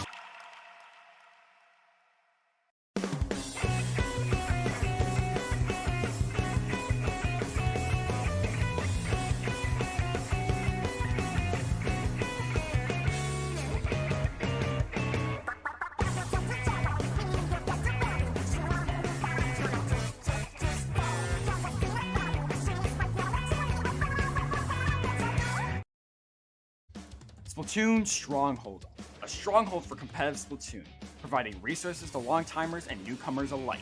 If you're new to the competitive scene or still figuring out how to join, we have a getting started guide and plenty of other resources to help you in your journey. If you are a seasoned veteran, we still have plenty to offer. You can find and join tournaments as well as participate in our Captain Forum and find free agents and teams. Our mission is to make competitive Splatoon easily accessible to everyone. So what are you waiting for? Join the Splatoon Stronghold today!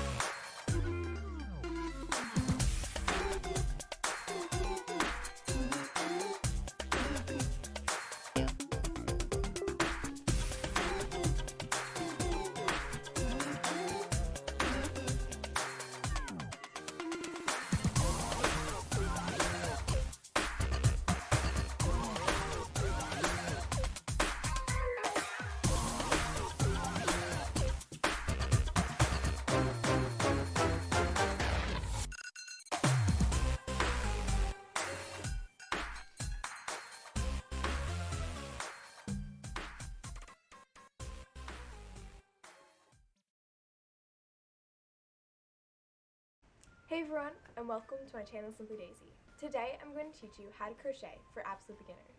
I thought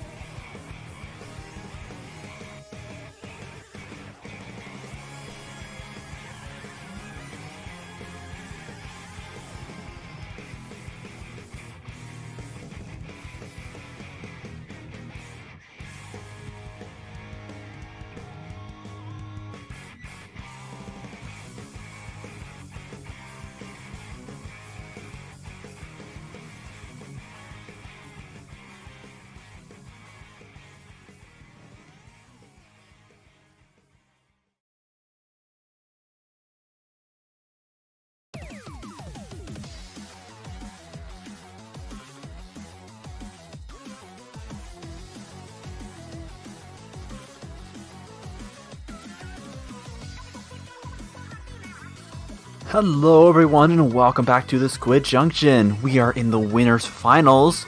Immortal Redemption versus RAAAAAH. Both some pretty beast of a teams in this final set. Once again, it is I, Mad Gamer II, and I am joined by a set. Yo, yo, yo. I'm hyped for this set. Both of these teams had very good performances against the teams that they went against. I'm really excited to see them fight here. Indeed, both of them went 3-0 in the semifinal sets, so they are coming off a nice hot streak. So we'll have to see which team will be the one to come out on top. And to be fair, we still have grand finals after this. They can still make a comeback from the losers bracket, but we'll have to see what team will make it out of that little scrap. For now, Immortal Redemption versus RAAAAAH, definitely going to be pretty hype. Yes, I'm excited to see, and it looks like we're already headed into it. I'm not quite sure what the map mode is, though. I think we have but I'm excited to Zones see it Inkblot first. Ooh. Yes, it's going to be a nice one. I'm trying to remember. I don't think either of these teams were big on the back line. They tend to run pretty aggressive comps from what I remember. I do know that RAAAAAH did have an E-Liter. They ran E-Liter double splash machine at some point. So we're gonna have to see if they keep running that, or if they stick it with a less aggressive comp. Plot Zones is also just one of my favorite maps in the game. I really like it, but I'm also really biased as a Duelist Squelchers player, because I can just push into their plat and then leave, and it's awesome. But anyways, we are headed into this, and it looks like, I believe both sides are gonna have double splash. No! One side does have triple shooter, though. Pretty much the classic combo that you'll see the three frontline shooters that are really in the meta at the moment. Splash 52 T-Tech. Really excited to see them run this. This is going to be really interesting. Yes, Immortal Redemption going with pretty much the same comp they've been running. Same with RAAAAAH here, but we do see the first three down, a delayed wipe. RAAAAAH in control of the zone. This is not this is not a place you want the enemy E-Leader to be. Yes, indeed. This is a very, very good place for the E-Leader to be standing, and it can be really oppressive if the E-Leader is standing there. So you really need to play around that cover. You can see how nobody is showing their faces to that E-Leader. And as soon as the E-Leader takes a shot, then they take advantage of that. Ooh, E-Leader getting another pick on that splash. Very, very good so far. And that Booyah Bomb comes out, almost gets the pick on the E-Leader, but doesn't quite, but it does force them out of the way for just long enough to set up that Crab Tank. And that Crab Tank is going to get a decent amount of value here with that splash coming out of it. And it's going to try to force a fight here. And it is just the T-Tech on the zone, and the T-Tech goes down, and that's going to be a wipeout for, I believe, RAAAAAH. We don't have the thing up here, but I believe that is RAAAAAH that has just gotten that wipeout. Yeah, no, that was Immortal Redemption. That is my bad. But we're seeing that Killer Whale coming out from the 52. Going to try and get some value here. The wall being set up as well. RAAAAAH is doing a really good job of already pushing back into the zone. The Citrus coming out are going to be very, very good to try and get some picks here. And with RAAAAAH going 2 down, all they have to really do is hold the zone, and they get to extend their push even further. Yes, RAAAAAH has such an excellent opening push right there, getting down to 17, but Immortal Redemption is already getting close to taking that lead right back, and they are pressing RAAAAAH incredibly far into their base, and with 2 members down, that's going to be the lead swap right there. RAAAAAH's going to have to pull something together if they want to stop that zone from flipping, and we see the E-Leader coming in from behind, while the Splash is taking the bait right there, but they are still able to hold on to the zone. 10 points away from that KO. Immortal Redemption with the absolute redemption of a push, but it's still stalling out. It is so close. 2 members down from both sides. At one point, the paint battle is lasting for so long, but they can't quite do it. RAAAAAH made it. RAAAAAH almost brought that back, but Immortal Redemption just went 100 to 0 in that push. Just such solid map control, even after coming off such a lengthy hold by RAAAAAH in the beginning.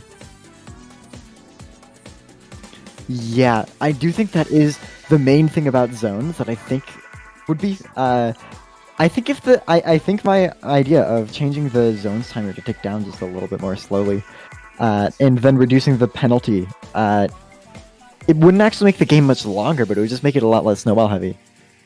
Mm-hmm. Yeah, especially when you get into such a lockout like that, like literally Immortal Redemption just sat back and let it tick down with the amount of picks that they were to get off of Raw. It was such difficult for Raw to be able to get back in after that. I think Yes, we are going on to Tower Control Surgeon.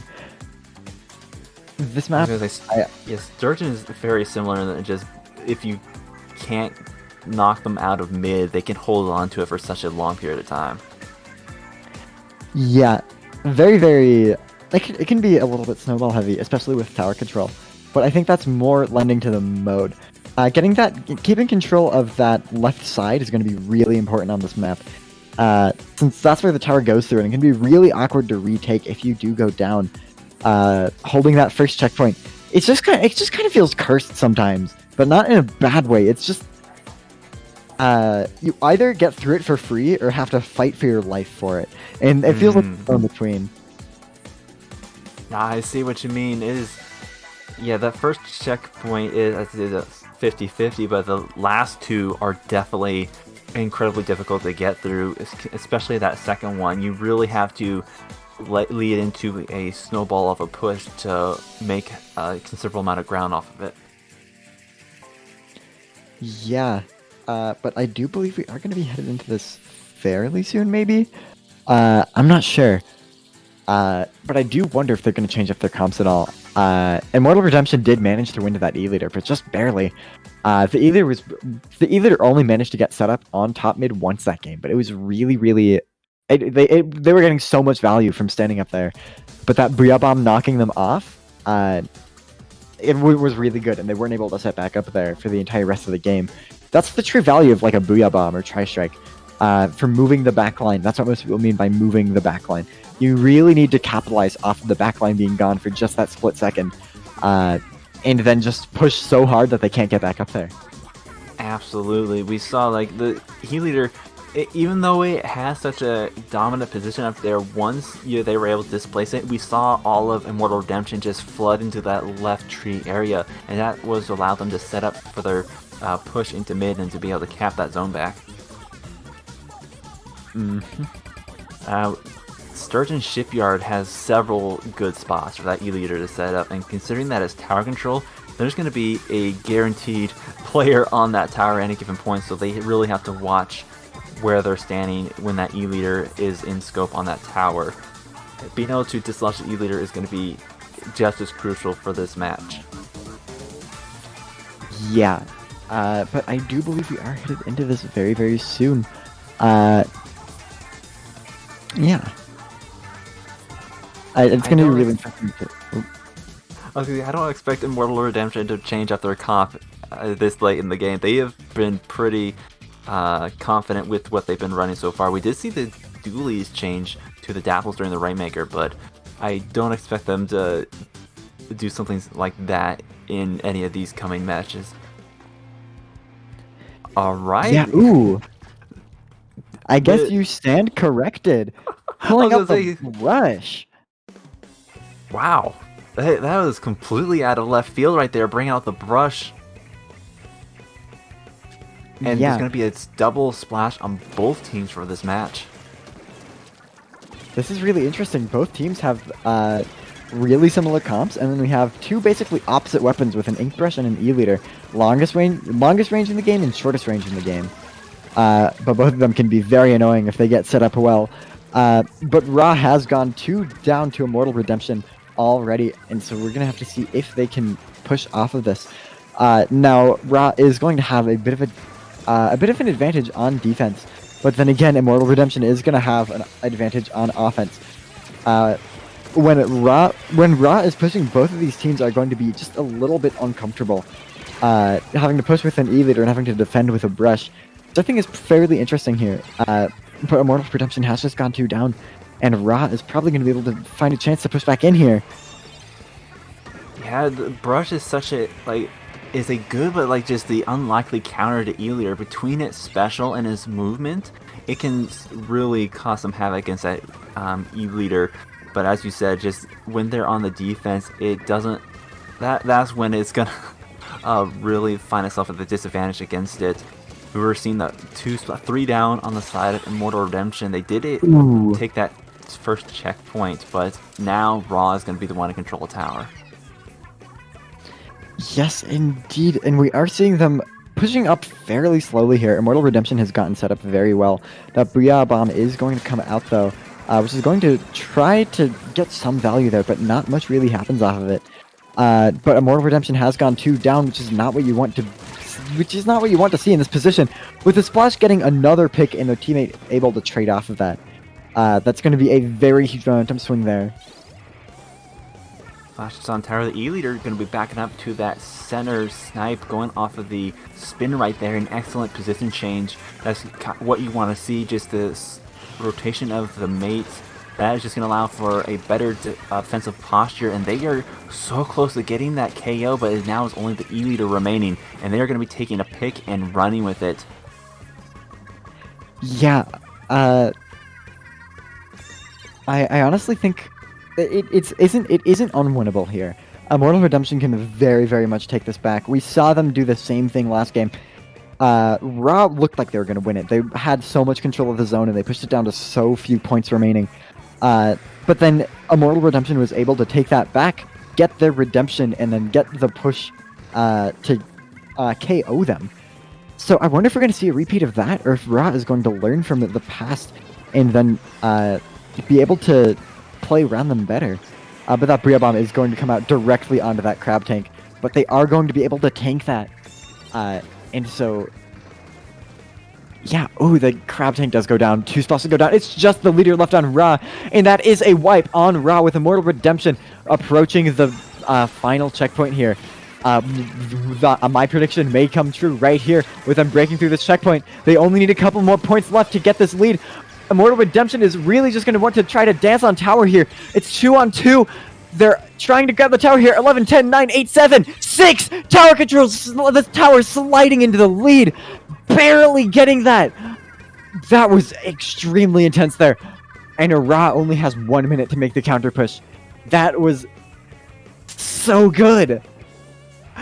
That was quite impressive. Indeed, they were able to capitalize off of that wipeout that they had and push so deep. But now we are seeing, yeah, just a 1 point difference, but it is such a huge margin to be able to come back from. It is such a defendable position at that point, and Immortal Redemption still has a solid control of mid here. RAAAAAH is definitely going to have to really find a nice foothold if they're going to want to bring this back, considering they only have a minute left to do it. Yeah, and Immortal Redemption does have 2 Crab Tanks and a Booyah Bomb at the ready, so they can really delete this tower if they need to, but they're popping their specials already. It might be a little bit too soon, though to be fair, 30 seconds remaining, that isn't a lot of time left. Yeah, that's too. It is still too much time to try and hold those specials. They need to stop them a little bit earlier. The brush pushes in and goes down. They don't quite have that killer whale, but that whale isn't super important. What really matters is the machine getting that Booyah Bomb. That Booyah Bomb is going to be GG if they can get that, and if they can stay alive, but they are in a pretty risky situation here, and they do go down, which is going to be pretty bad, but it's just a leader on the tower, and that's a wipeout! And that is going to be game 2 for Immortal Redemption. The E-Leader, the last one remaining, they were able to get the trade off that, but because there was no jumps to tower, the tower was just going to reset to mid. It's just, wow, the comeback for Immortal Redemptions once again, just bringing it back is, wow, I am impressed. Yeah, you know the game is good when you start to shout. My voice is going to hurt tomorrow, and I have to commentate tomorrow again. Oh man, yes, it's 2 for 0 Immortal Redemption, but they brought it back. It was a small point lead, but from such a long distance they brought it back. I am so hyped for this next one. RAAAAAH has a absolutely decent chance of bringing this back because they were so close to taken it these last 2 matches, but Immortal Redemption is on match point, so RAAAAAH will have to take this match if they want to stay in the set. Yeah, and with Zone's Museum, RAAAAAH is going to have a very good advantage, though. The leader is very dominant on this map mode, because you can just set up in a lot of places and just get a lot of value. The map is fairly open, and leader can almost reach across mid. So I think this is a really, really good leader map, honestly. It's similar to Inkblot in a way. But honestly, I realized this the other day, but I think the more apt comparison is this is really similar to Humpback Zones in Splatoon 2. I think it's much better. I think the specials in this game are a lot less spammy, and so if you didn't play Splatoon 2, Humpback was kind of notorious for being very special spammy, because you really only had... You could drop into zone from a lot of places, but you kind of dropped into weird low ground, and then you couldn't really back up. And the only way to get into the enemy plat was through a kind of weird jump. So I think it does transfer a lot of that, but I think it's done much better. I think the spawns are much more open, and gives you a lot more room to push up and defend as well.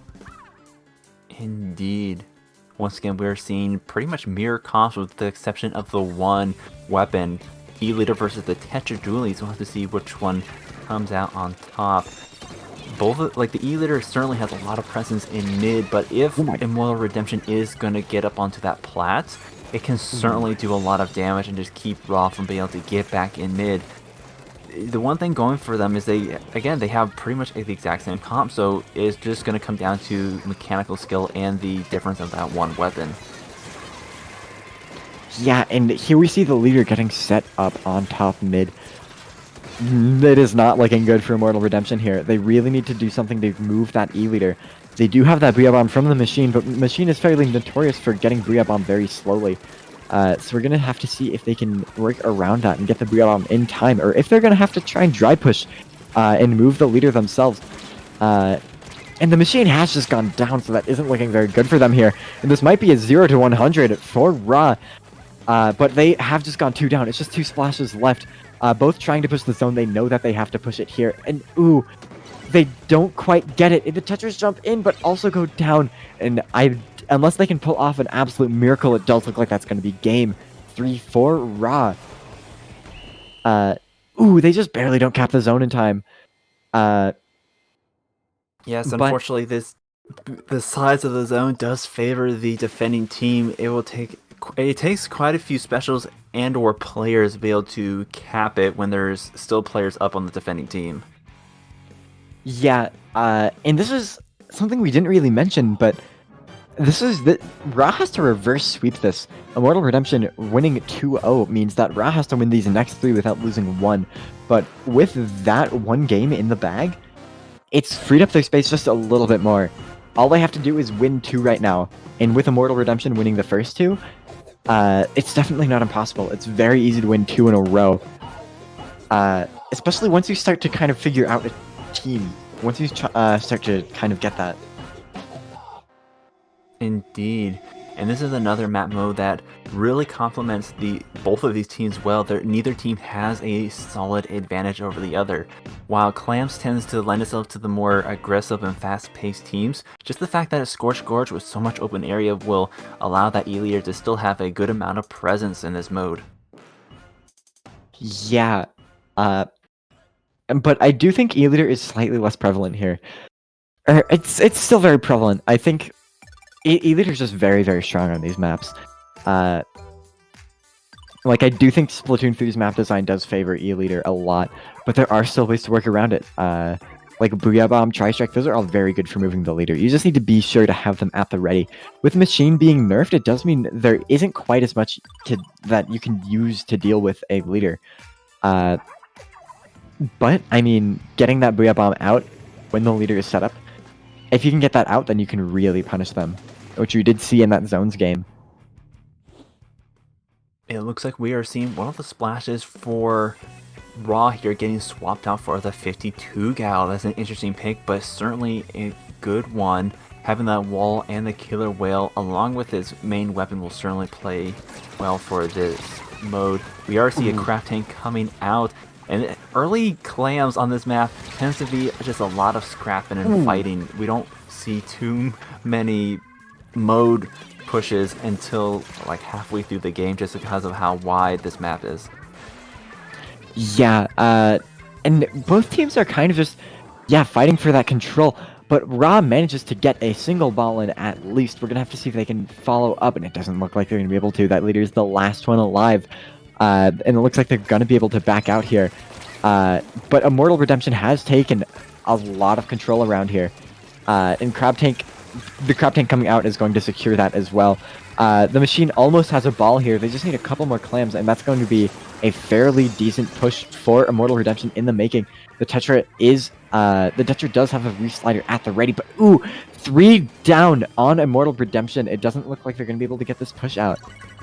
And that is going to be 2 very small pushes off the bat, which is very strange. You don't see that too often. Most of the time you'll see pushes like really big. Like a lot of teams know how to get those big pushes done. But both of these have gotten fairly small pushes, and I think that's just down to having really good defense on both sides. And here we see RAAAAAH coming in to try and get some pushes happening, but they don't quite get the ball in at first. But then one of the bosses manages to score both of the balls at the same time and then back out. Immortal Redemption has control of mid, but that has been a fairly good push from RAAAAAH. Yes, getting down to 50. With the matches I've seen on this map, that could certainly be the winning push, but the caliber of these two teams would say otherwise. I can certainly see Immortal Redemption coming back from this. It is certainly not out of their wheelhouse. But just again, the fact that it's such a huge map, it makes clam collection a little bit more difficult. While Immortal Redemption is certainly quick to set up after a push from RAAAAAH, they don't necessarily have all the clams they need to get the points back.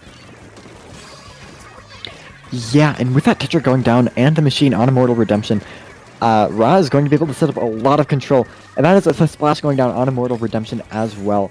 They're going to be able to have control mid really comfortably here. Getting that leader up top is going to be very, very good for them.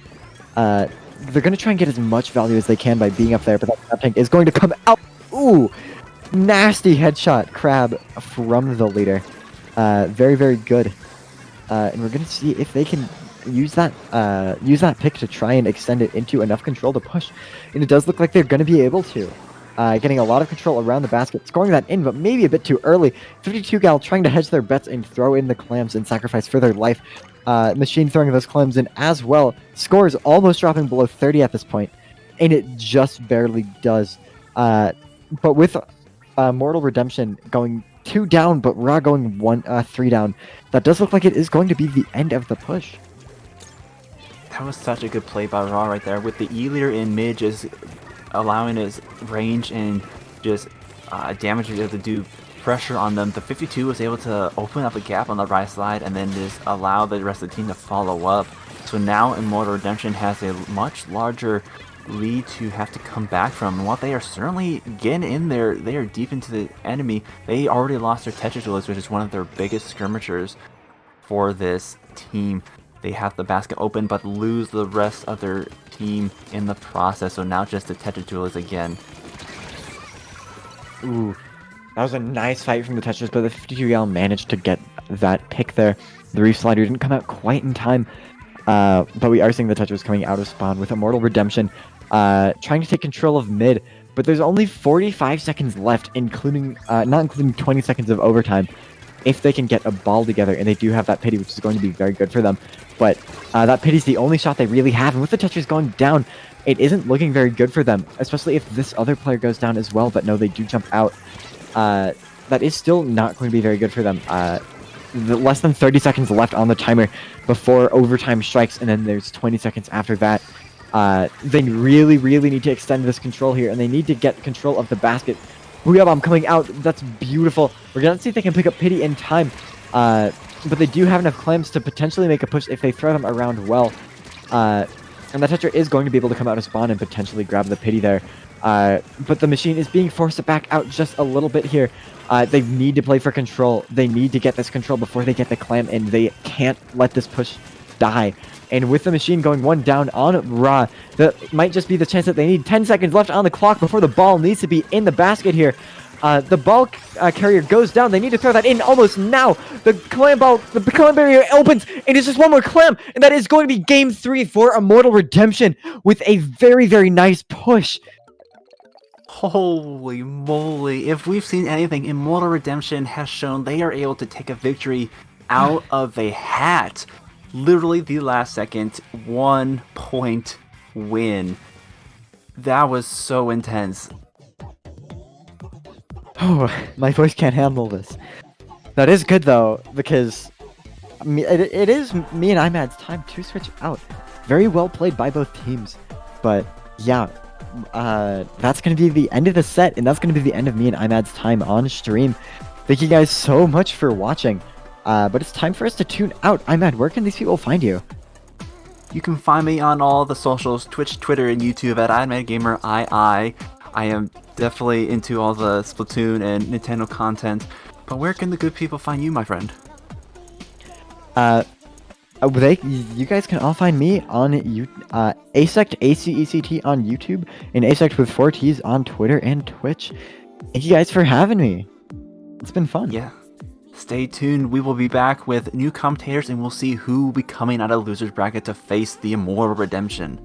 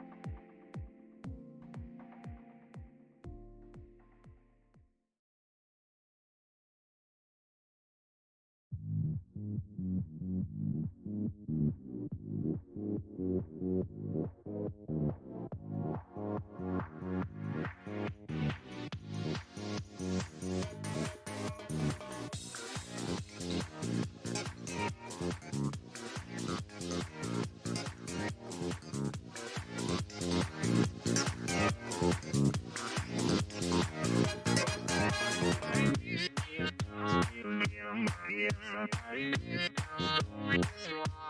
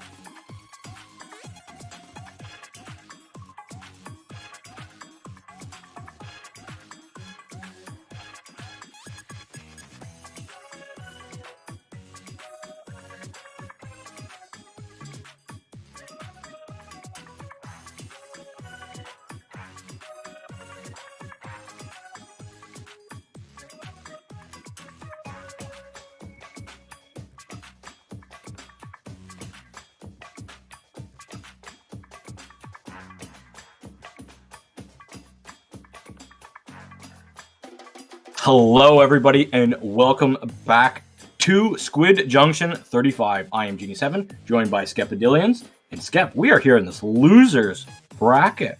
Wow. I prefer to call it the elimination bracket because there's nothing wrong with taking a single L and then coming back after the rest of the tournament. And as you mentioned before we came on mic, Otters is like having the deepest elimination run of the century right now because they're not losers, they're winners and they want to win. Yeah, going from first seed and eliminated in their first match that they played. Wow, they've come all the way to storm back into losers round 7, which is loser semis, 1 round away from losers finals. I am very, very excited to see this. And this is the best of 3, so anything can happen to either I'll do it X the Light or the Otters. I'm just going to call them Light for short, because I cannot call them their full name the entire day. Yeah, that works. Triple How about splash. every time there's a splash? Yeah! Woo! Alright. I was gonna say if we see triple splash, I would have not guessed it to be carbon, but it's Volty, so I would have guessed it to be carbon because it is Volty. Yeah, honestly, the triple splash does surprise me a little bit. I know, like, we are used to seeing double splash, like, that's not a surprise at all. But, like, you have to have something in your heart in order to go triple splash. You get what I'm saying, Genie? Yes. Yes. And we see this Brush Expo comp coming out of Otters. Sorry, out of Light. I really haven't seen any Expo whatsoever. Expo is very for this map pick because that Expo is going to do a lot of damage onto the zone. It's going to constantly keep paint down. It's going to constantly keep it neutral. You only need 2 sloshes of that Expo in order to bring the zone into neutral. Also, the Storm does a great job, as we're seeing here, in terms of splitting mid, and that's going to allow your teammates to take fights on either side. But despite that wonderful Expo setup that we have going on, we're just not seeing I'll Do It set up in a way that's benefiting for that comp. They're really struggling to maintain control of the zone. Yeah, they just don't have as many splashes, so it's going to be harder to go in. But the brushes, you know what? I don't care. Killer Whale, bombs, brush. I'll take 2 splashes out by myself. And the Light have control of the zone and are starting to push their way out into that red. Yeah, and this is the setup that you want to see, but in order to really play to the advantage of Light's comp here, they really don't have to get much further than that zone. They do have to worry about these crabs. This is very, very annoying, but simply put, all they need to do is keep paints out on a zone. They don't need to push into elbow. In fact, it works better for them to bring the members of Otters into mid, where the Expo's chip in Storm is going to have the most impact. And we see Otters just trying to paint up with their splash, and that's 3 down on the side of the Light. This is so good for the Otters. They want to just keep all that control in the phase of Light, because that Expo just, if it doesn't have any space, it'll just keep falling over and over and over again. And they have crab ready to go, right? One of those crabs coming from mid, obviously another one from elbow. Look at this. There are 3 crabs at one time. Just the BM, honestly.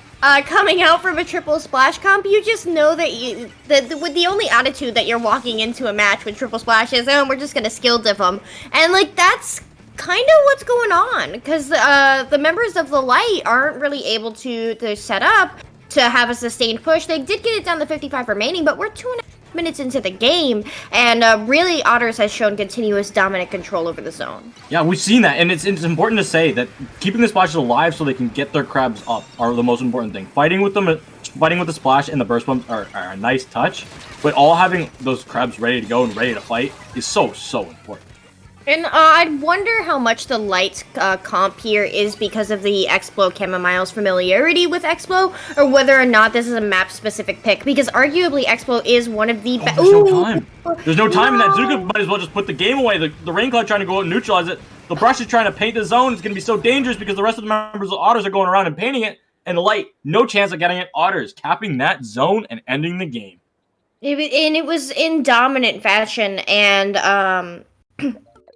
I will be honest, I'm not surprised. Just given how dominantly the Otters played in the first 2 minutes of that game. They were popping crap, getting up into the Light spawn, simply holding forward, winning 1v1s on either side. Just a very, very brutal gameplay. I wonder how much. I would be very surprised if we saw the expo come out from the light here on TC Mako.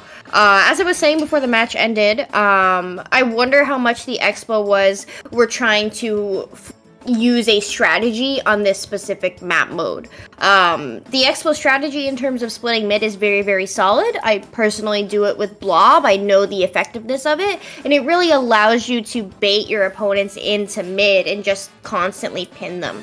That being said, it is a rehearsed strategy, and also Otters comp just constantly shooting at that poor expo, constantly burst bombing its feet. You know, it's very hard to play to the strengths of your comp when you're simply having to deal with those crabs, and those crabs played quite favorably into that comp.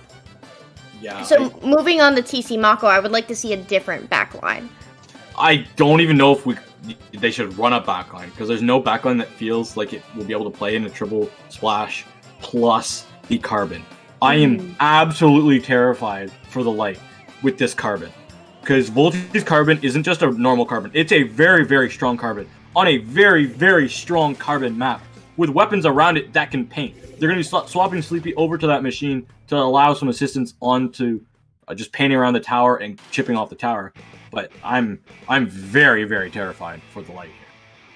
Did switch over to the heavy, which I do think can do well here. The wave breakers do such a good job in clearing underneath your snipe, putting pressure on either of the stacks, especially moving forward. If you can get a wave breaker onto paper towels as the tower is rounding that second checkpoint, it's very difficult for the opponent to not only clear that wave breaker, but then to also clear you. So I'm greatly looking forward to the difference in the comp that Light's change will bring. But despite that, we do see Otters the first team to push the tower. Yeah, I'm gonna go out on a less serious note. I'm gonna say that the most impactful special in this, or sub in this game is, it's gonna be Volti's Trizuka. I wasn't even gonna get a time to roast the sprinkler. I was just gonna roast the sprinkler, and Volti said, you know what, don't have to roast the sprinkler, Genie. I will show you a great clip of me getting a double. Yeah, I mean, I know how you feel about sprinklers, Genie. I know how you feel about sprinklers. You cope. Yeah, as the tower just marches towards his second checkpoint, Volti's still trying to make some space. Really close to another Trizuka. Does find Josh, just not able to find any space. And oh my goodness, tries to get two more, but can't find the connection.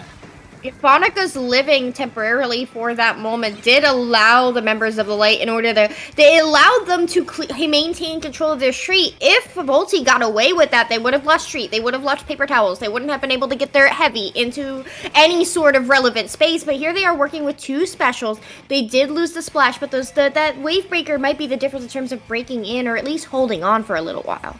Yeah, it's gonna create that nice little big area of effect pulse to really create some space. Otters is forced so far back. The Killer Whales chasing the two members on that right stack away. Carbon's gonna have to back up with the splash that's kind of like protecting it. And Heavy running this tower towards that first checkpoint. Wants to get it down, but Volti's coming from the back line with that Trizuka. Gets one, gets two shots down, gets three, and gets a double out of it. Wow, what a play. Break the check, they can do it. They have two members near the tower. They pop the crab on the tower. That's a first checkpoint broken. That does put them in a near tie with the members of Otters, because those checkpoints just are so important, especially rounding from this first check to that second check. All they have to do is get to that second check now. So this is an even game looking at 2.5 minutes in. Yeah, it's going to be good, but we see Volti going on that right side again for Otters, which causes so much distraction for the light. They are going to be forcing them back off as Sleepy is just being pressured so heavily and taken out by Goose's crab tank. Both teams just fighting for mid. But the light has control of their stack. They also are putting pressure up onto that right stack as that wave breaker does come out. They are going to have to deal with some defense here from both of those crabs as one of them comes out. Putting pressure up on this left side. If they get this left side, that's huge, because they're going to need to clear this area in order to begin pushing. In a 2-2 situation, as the members of Otters try and flush them out, but they are doing a great job of maintaining paint control on their half of the map. Still quite the stalemate, honestly. Yeah, such a heavy stalemate. And with that heavy stalemate, I have a second to shout out. Thanks, Falco, for the raid. And back to the action we go. As the light is pushing this tower, they need this game so badly. They need this game to stay alive in the tournament. We are on this losers semifinals game. The machine is from Otters is trying to go to the tower. Both teams trying to fight tooth and nail to get to this, to defend and get the second checkpoint. refusing to let go of the tower. They're refusing to give up this game. The Otters wanting to make the losers run to the sentry, but they're going to have to get through the light to do it first. There's only a 12-point difference between both of these teams here. Fanica, are they going to be able to find any value out of that stack? Yes, they do. They get the machine. That's a Booyah Bomb down. They're going to need that Booyah Bomb for the defense. 2 members down on the side of the Otters. It's just the splashes. The splashes. The crab is not an entry special by itself. It needs assistance from its teammates. Once again, the machine goes down. They're 3 points away from lead as the whale comes out. Oh my gosh, do they have anyone on tower? They don't have any tower. The person can have tower. Can they win the fight? No, they can't. And the heavy nowhere close to jumping in at all. And you don't want the heavy to jump in. The light so darn close to getting lead, but they couldn't pull it, even though they tried their hardest.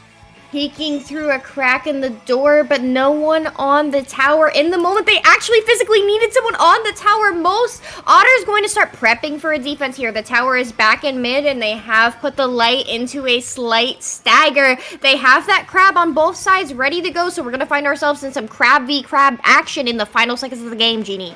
Yeah, with 20 seconds left, we see the Wavebreaker and that crab tank used for the light. What can they find? They find one pick with it. They need to find Volty as well without going down in a trading scenario. Volty gets one in that favor. Heavy's still on the tower. Josh is going to have to protect it from the machine. The machine's got the Booyah Bomb. There's going to be a crab tank that's going to roll on this tower. And the Booyah Bomb, it misses! It misses! But the machine, Sleepy's able to grab onto that tower before any of the members of the light will be able to get it. And Otters, with an insane losers run, will continue all the way from losers round 2 to losers finals.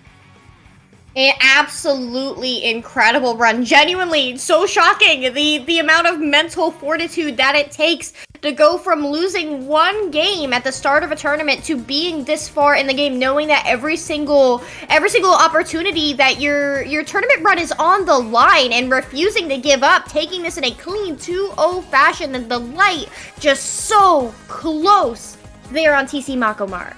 Yeah, that's tough one for I'll do it X the light crossover, because I had to say the full name at least once. But it's such a tough loss because you see you lose to Otters. They're the first seed team. Otters, their first match that they played, because they were first seed, they got a bye for round 1. They went straight to losers round 2, and there was only 2 teams that played each other in losers round 1. So truly, I feel like it was as far as they possibly could go in this losers run. So they've had such a good showing. And to be a first seed and drop down in the losers bracket so early on is so difficult for the mental. Just think, oh yeah, we're the favorites. We're supposed to win this thing. And you'll lose to like the 28th seed. What is that? Sets happen, homie. Genuinely. And to go from like losing to a middle of the tournament seed, dropping down in the losers bracket, and then getting this far, that shows, hey, we deserve that seed. That first loss was a fluke. Yeah, with that, I believe we will go through a quick little set break. It'll be, I want to say, a little under 2 minutes, so then we can get the action ready for you after this break.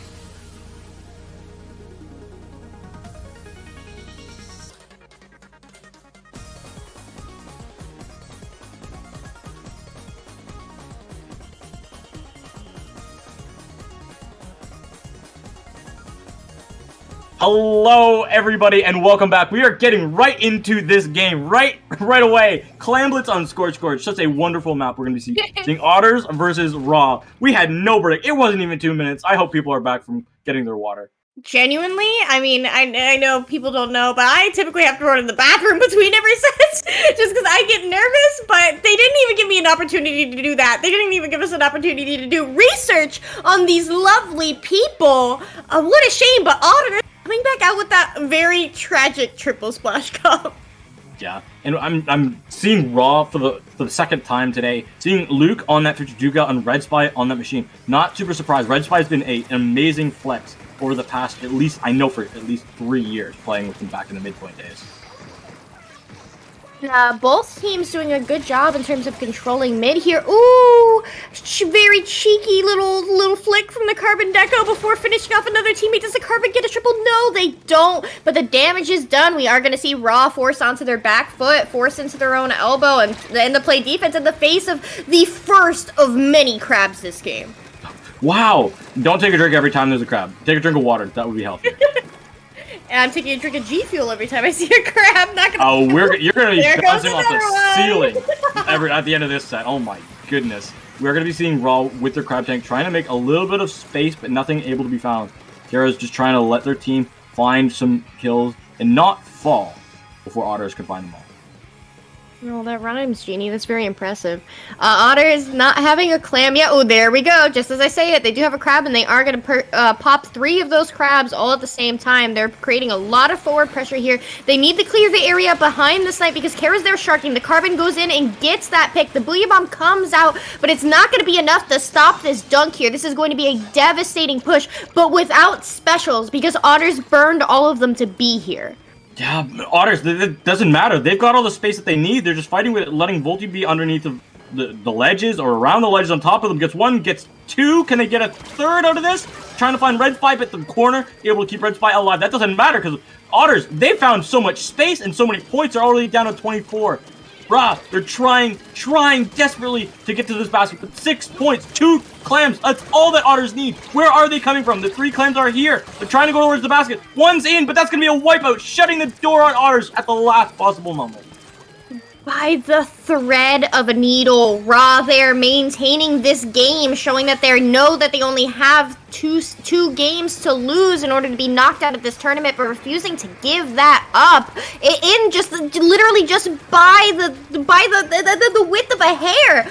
They do have so much room to catch up, and clams can be so slow and tedious to spawn on this map in particular. So Otter's push is devastating. Raw has a long way to go. Raw's got more. They've got more than just Mount Everest to climb here. That's what it feels like. But that's a good start. Red Spy finding that crab user right away before they can do any damage. Raw's offense is going in now.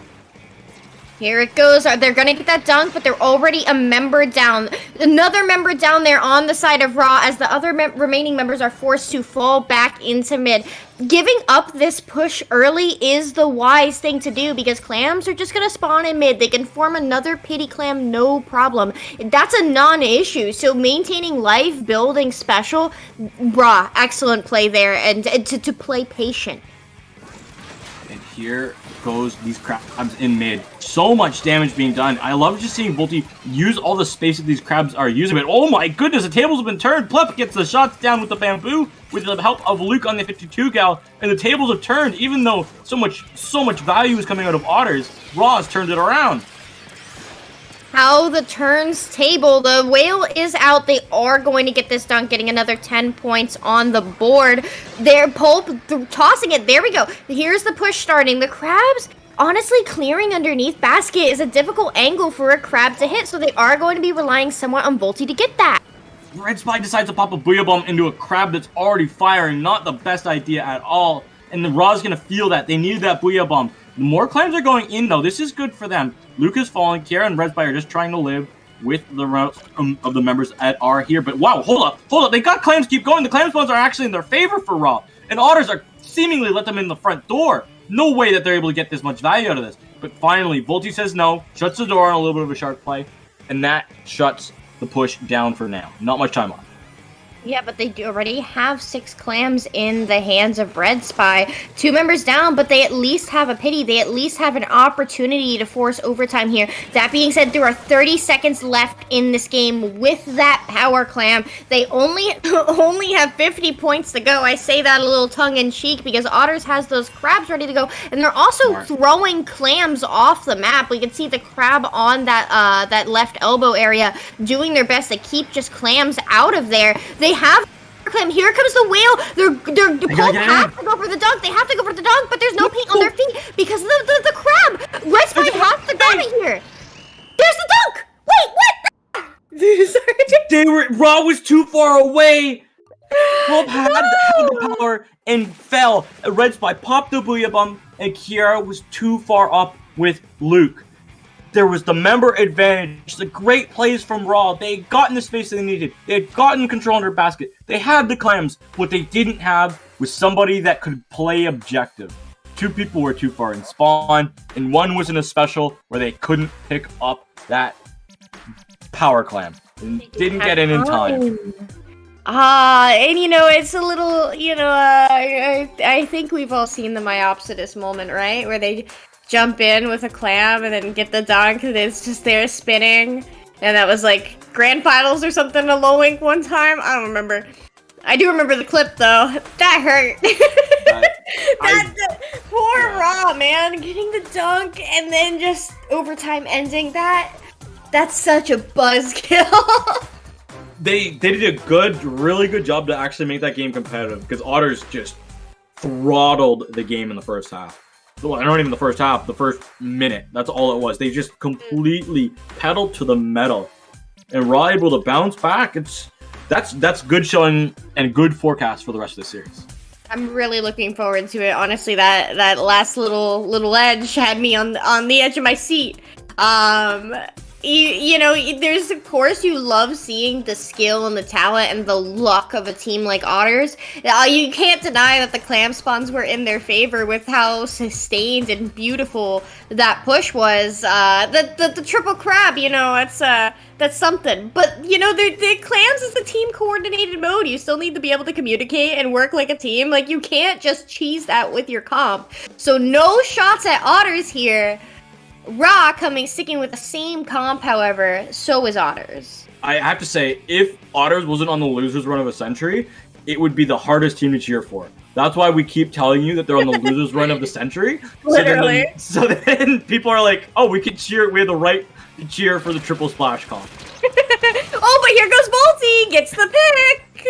The Carbon is actually a really nice addition. Not seeing the machine with the triple splash is super unique and super exciting to see. And watching Volty tear it up is great. The Raw is not truly letting Volty go mad.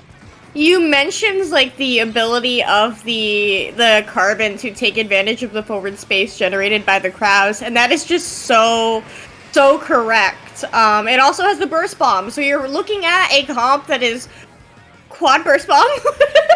Okay, you're looking at a comp that has that Zuka to finish off any chip damage that may be generated by the crabs. Oh, 3 down on the side of Raw. Make that a delayed wipe. Otters, that first check, they're gonna get there. Yeah, they're gonna get to that first check. They should be able to get through it. I want to see what damage they can get on the second one. We've got 1 crab tank ready, 2 crab tanks ready now.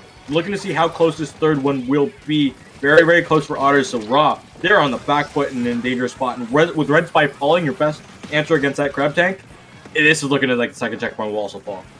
No, but they have to deal with Kara up on that top left, Pope there as well. But the chip there with Volty right underneath the ledge, using that chip to get those 2 picks. Red Spy and Luke now cornered in plat as that Zuka comes out, and I think Volty knows exactly where they are, but they drop. One of them gets the pick on the Tower Rider, but the rest of them are clean up. We see there that Volty, once again, with the help of Poppy, Sleepy there, I think that's Sleepy, able to get back to that third checkpoint so quickly. Raw has their work cut out for them as that third checkpoint is falling. The whale comes out. They try to get the bamboo on tower. Pope gets the pick. The game is saved for now. This is the second game in a row that Otters have gotten the tower or the clam basket all the way down to 3. All the way down to 3. Clams is a number where 3 is actually more common. Tower control, 3 is a weird number. now Raw is in a position where they pretty much have to KO, right? As this whale and they're holding this crab, but they have to be able to take advantage of this forward space. But they're finding themselves in a 2v3 situation, a 1v3 situation. Otters just absolutely dominating every single exchange that Raw tries and sets up. We can just see how much the map is painted. When there's all this map control, you know that Otters have the control. It's turf war at its finest. And when there's map control, the Carbon has control. When the Carbon has control, you find yourself back in spawn. That's what Raw noticed. They painted it up. We're able to take out the Carbon, take out 2 more, and that is how they have to win. Paint the map, keep Volty in check. Yeah, and of course the splash, that's a the trade, great trade though, because like I said in the previous game, the splashes, they're not going to be able to generate forward momentum for themselves. If they're in crab, they're relatively stationary. Something needs to push up with those crabs for those crabs to find value, and that's Volty. So if they can keep Volty over encumbered, that might be the secret to their W here. Secret sauce. Sauce that is beautiful, and you might call it the raw sauce, or yeah, I think you could. Raw sauce. At least it's not the lamb sauce, because we don't know where that is. Who made this lamb sauce? Volty, I guess, with the Zuka, not finding any picks, and Otters 1 down. I want Raw to push. I'm cheering for them at this point, Genie. Like, they have a minute. Like, do it! Do it! Everyone's got to cheer for a close game. That's kind of how it goes. Always cheer for the underdog, and this is Raw's opportunity. They want to go in. They've got that killer whale at the ready. First checkpoint should be gone. What are they going to do to be able to survive these crab onslaughts? There goes that killer whale, doing some damage, but Volty just running in there. Volty gets 2 with 1 swing. Volty gets 3 with 3 swings. Can they get more? No, not the wipeout solo for Volty, but the wipeout for the team. That's all that matters for Otters. You know, it's not stealing the quad. It's the team quad. But my goodness, a push so close and so narrow for Raw. You could really see them building momentum for the first time this game, and just snatched away by Volty. Both these teams are trying to get to this tower. Otters wants to stop it. Raw wants to push it. Here goes Raw, but they have no members, and they gotta fight against 2 crab tanks and a Volty. What are you supposed to do in that scenario? Nothing. That's a wipeout. Game 2 for Otters. Finding themselves pinned in crossfire in the lead up to overtime on that tower. I mean, with the crabs practically coming from perpendicular angles in order to fire on that tower, you can't dodge that. There's nowhere on the tower that you can stand that's safe, because the moment you step your toes in another direction, you find yourself in the line of fire of another crab. Regardless, oh my gosh, Otters? Can we talk about Otters? They're very cute. Yeah. Otters are so cute. When I keep seeing the EU Otters, I think of the Erie Otters, which are a hockey team. But you know, that's just hockey things. Because it says EU if you look at the battle flag, and then Otters. But with that, Otters are cute. And Otters, this run, we have to mention this run. They hold hands when they sleep. Oh yeah.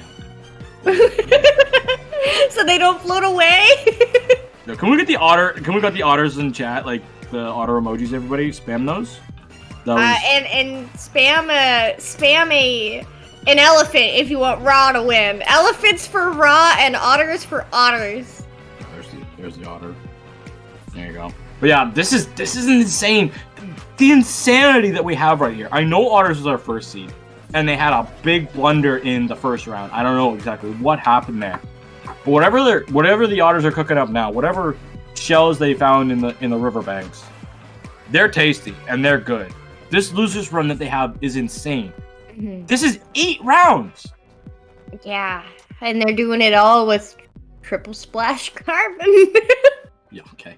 Well, you didn't have to kind of burst in the excitement bubble, but you know, the carbon's so watching Volty just run wild is insane. I love it, genuinely. No shade. That being said, I'm curious what Raw. Obviously, they're not giving up. You don't give up. You don't get to the taste of grand finals and they just be like, oh, triple splash, GG's. You don't give up, right? What are they gonna cook? What are they bringing to the cookout? A little bit of ink blot, a little bit of a classroom in the middle of the map. That's what Nox and I were talking earlier today, about how the middle of the map is like, could be like a classroom. I think that would be a kitchen. Nox said it was an art class. I think whatever's cooking in there is the secret raw sauce. The raw sauce. I like it.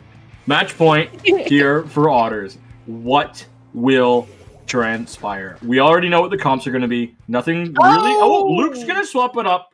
Luke's swapping it up off the 52 gal, going double splash. Want to fight splash for splash. More crab with crab. Fight fire with fire. All right, ladies and gentlemen, we got 5 splashes in a lobby. 5 splashes walk into a lobby. What are you doing? We do see Voldy trying to go in here early on. How do you get the bamboo in that scenario? How do you just let the carbon walk up and smack your bamboo in the face? What happened to Raw? You know, sometimes you hit your head on a wall. And that's what happened there, and that's okay. Things happen. Looks like Volty's calling for assistance here, trying to once again get a pick on Pulp there. Pulp liver though, as that whale comes out, does get picked mid whale. That's unfortunate, but hey, like they are trying to push back in. We see Red Spy up on that slick. Unfortunately, gonna go down to Dazuka. Kara is alone on plat. Well, not anymore. Luke popping that crab. Pulp trying to get some paint on the ground. But realistically, all Otters is doing is looking forward, and it's working. It's working so bloody well. Just Red Spy who's trying to look for a little bit of a flank angle, but it's not gonna help if you're the only one on live. No. There's no time. There's no time. The crabs will be up momentarily for Otters, and they've got to get, if you're Raw, you got to get the zone. You got to paint the zone. You got to get through the Volty. Volty's gone. The wheel bomb's going to go before the zone. Well, can they get it? They neutralize it. Can they paint it? The crabs are out. Who's going to live? Just a crab. Kira's left alive. That's going to be it. Otters are going to paint the zone, and they're going to take all this loser's run all the way to grand finals. What a showing from Otters. Incredible. Incredible. I just... What are they cooking? I want to know why they lost that first round. What happened? What happened? Yo, did they get Domino's delivered? Yeah. No. Were they burning their pasta? No. Like, what happened? Who was it? Was it you that I was commentating with? Who? Yes. Your mom had to leave because Hunty's pizza was ready. Oh. Yes. And you're like, we lost because pizza was ready. Because there was a pizza man at the door. Pizza man at the door. Bro, you didn't cook. Unreal. Yeah, you should have just taken the L and burned your own pasta like Havoc. Wait, I forgot Havoc did that. Havoc, please tell me. I will never forget that. Yes. Please tell me that Otters just didn't show up and dropped their games because they had DCs. They had DCs. They threw on purpose for content. Yeah. But speaking of that, Havoc says we're gonna go to a break. Havoc doesn't want us to talk about no more pasta. We gotta save the pasta. Don't burn your pasta, everybody. Watch out.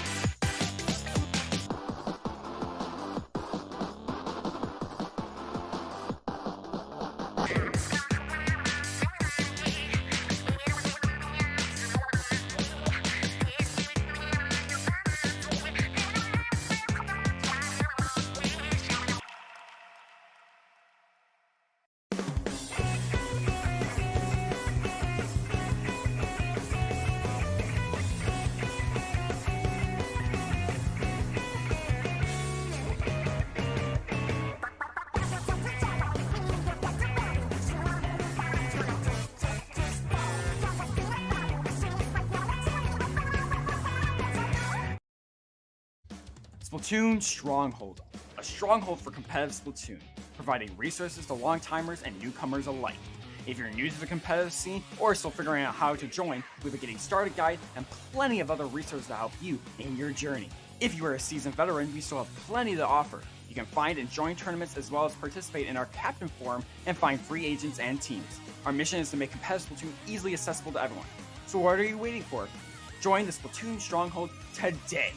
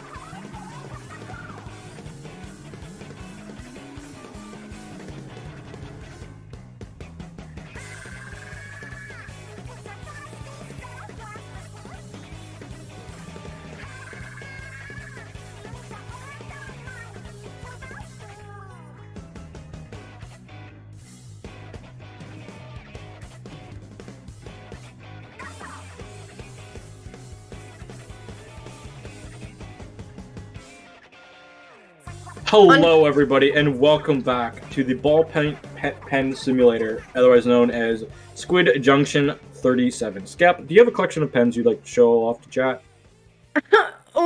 You're throwing me in like this? You were looking for a pen, so I asked if you have a pen to show. Well, I was having trouble finding a black 10mm Pilot G2, and instead I'm coping with a Papermate Profile 1.4mm, because that's the closest in ink density that I could get to a gel pen from a ballpoint. But Jeannie, why the heck would you throw me in like this? I don't know. We're just talking. We're getting it before grand. I'm not throwing you under the bus. You're trying to find a pin. You know, but I'm coping. I found one. It's fine. I'll cope. I've got a thin. What is it? A thin traced line silver Sharpie, which was for my big house posters because. Is that what you write your commentary notes with? No, I've got pencils for that. I've got Bic 0.7mm mechanical pencils for that. Oh no. Well, I bought me these like packages of mechanical pencils when I was in like 6th grade, and I've continuously used them because I save trees from the world. You know, but that's so valid. Like, I will use a pen until I finish it. I may have like 200 pens, but I will finish that pen. And then I'll use it as a stake in my garden for all the crops that I grow upon my enemies. And that's exactly what both of these teams want to do here, is they want to plant flowers on the remains of their enemies, which are each other. You mean on the shelves of their crab tanks? Yes, exactly. You get me. I want to use a crab tank as a flower pot. I'm so excited to see the auto bomb sub because we have burst bombs and one singular auto bomb as the zone is being heavily contested between. Hold up! Hold our beer right here, Ginny. You gotta talk about the action before you start talking about what's going on outside the action. You know, the auto bomb carries, except for when Volti's on the field, genuinely. Yeah, you know, you could say that, I forget splash meta, we're living in the burst bomb meta. Very quickly, though, man, Otter's gonna pull lead here. Wow. What a way for Otters to really get in there. Volti holding all that space that was created for the crab tank. Speaking of crab tanks, here they go, Otters, raining terror. But they're watching out because of Immortal Redemption. They got the Zipcaster plus the Reef Slider. Getting down to the crabs, making it so they had 0 value. You know, and how quickly all of that happens, just absolutely forced onto their back foot. We are in the final 25 seconds of the game, and Otters burning through specials that at this point, you know, aren't even really needed because at this point, Immortal Redemption needs to feed for this zone, and that they are doing. We do see Storm Hero taking this 1v1 on the left side. They lose that. We do see Volti going down, so there's going to be a significant chunk of forward presence gone from Otters, and finally, Immortal Redemption is able to cap that zone and apply some precious penalty points. 69. Yeah. Nice. Nice. Nice. Immortal Redemption, they're trying to go back in. Storm Hero on that with that Sultana Stamper, but they don't see that Volti's on this left side. They're going to punish the Straw Hat who's wielding that crab tank. And oh my goodness, Volti's still causing so much chaos with that. Immortal Redemption kind of forgot about the zone.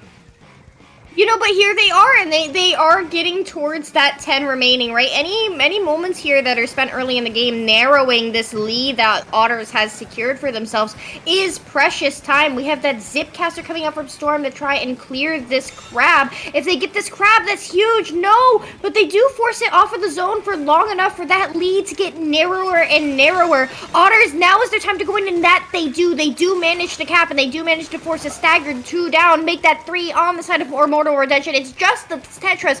Do they get the pick here? Inevitably, they do. Now, Immortal Redemption once again in the situation where they are all coming from spawn. No sleep for Immortal Redemption. Sleepy said, none of that. I'm going to hunt you down and take you out. Now, Otters, they're trying to rip through this penalty as fast as they can. They've got 2 members advantage and are trying to look for the members on that left side. This looks like it could be a delayed wipe scenario, but Volti does fall to that crab tank on the side of Redemption. Sleep is for the dead. Immortal Redemption cannot rest if they are constantly having to fight these Otters, constantly having to fight these splashes. They do manage to go in and cap. That's good. They have once again bought themselves more precious time, but just this constant staggered one down is a refusal in order for them to get a secure lock and hold. Once again, a cap. 2 members down. They're going to find themselves without breath, 6 feet under. Otters once again maintaining control. And all those burst bombs that are going out on those sectors, what are you supposed to do in that situation? You have 8 burst bombs coming at you. That's not even with last-ditch effort or after like a special been used, but that doesn't matter. Storm Hero slices and dices the competition. Otters are pushed so far back now in a good spot for Immortal Redemption. This is excellent. They have managed to gap that zone and nearly wipe the remaining members of Otters. They have 4 specials online. They have both stacks controlled. This is huge for them. Here we go with an excellent Zipcaster to force them away from the zone from Storm Hero. They get the crab. Another crab right behind him, but it doesn't matter. The damage is done. Otters has lost some wind from under their sails, and it is Immortal Redemption just narrowly maintaining control, and they lose it. And then Slacker goes down on the reef side. Great play from Otters. Just very unfortunate for Immortal Redemption. Volti able to punish that reef slider, even though they were stuck in that Trizuka and couldn't swim because there was no paint below them. They were able to stay alive and get that clutch shot down. Immortal Redemption, they're in their final breath here. They kind of feels like it's hold here or forever hold game 1's piece. Oh, but Volti says no! Hold your piece, I'm gonna take 2 with me. Oh man, here they go. Are they getting a triple on Storm? Are they gonna find the quad? Oh, but there's a jump here as well. This is oh man, getting the pick on Slacker once again. Volti absolutely tearing it up in the zone. They only need to hold for 3 more seconds, but Immortal Redemption does somehow manage, after all that damage, manage to cap, and then they get the pick on Volti. This is their moment. This is the last chance that they have in overtime. 2 members down on the side of Otters. Immortal Redemption has their crab on land, and they are decimating that right stack, not giving Otters an opportunity to break in. Once again, number of down. Volti is underneath that line. Are they going to find the pick of Volti, or are their backs turned away from the opponent's spawn, going to give away this moment? No, they managed to pull the lead. What a change of pace for game 1 of Grand Finals. No way that Volti goes in there, gets 3, gets a super jump on one that they'd already gotten before, and somehow, Immortal Redemption, the unkillable, they could not be stopped. They came back, even if they were splatted, and kept control of the zone, just briefly neutralizing it, and allowing themselves to truly have one of the most insane comebacks within the last 20 seconds of a match that I have never seen a comeback like that. We're not just saying it to gas this. That is like, I thought Immortal Redemption was dead, but they showed us the meaning of immortality in the truest of sense. That was a phenomenal comeback. I'm genuinely, I have commentated hundreds of matches, and I have never seen a comeback like that. I've commentated, I would agree with you, Scamp, hundreds of matches, and I cannot remember in a game like Splatoon where I've seen that. I've seen it in other games. But Mercy in Overwatch had an ability called Resurrection where she could bring back her entire team with a click of a button. That is not Splatoon. You cannot click a button and bring your entire team back. But that's what Immortal Redemption did. Literally feeding. They were literally like there was like Volti got a triple. They were going for the crab. There was a jump to the crab, and then I was like, oh, the crab is dead. Slacker jumped in. Volti gets the pick, but then like there's more jumps to the crab, and then they just come in and they never give up. They simply never gave up control. And then capping the zone in the final 3 seconds of the game, and then maintaining control for enough to pull lead in overtime. Maintaining Otters in a staggered 2 down. I've never seen a comeback like that. Wow, those Otters must have found something bad in that shell that they found in the river. It must have exploded all over inside their faces. But with that, they gotta have a quick bounce back into Tower Control Inc. Blood Art Academy.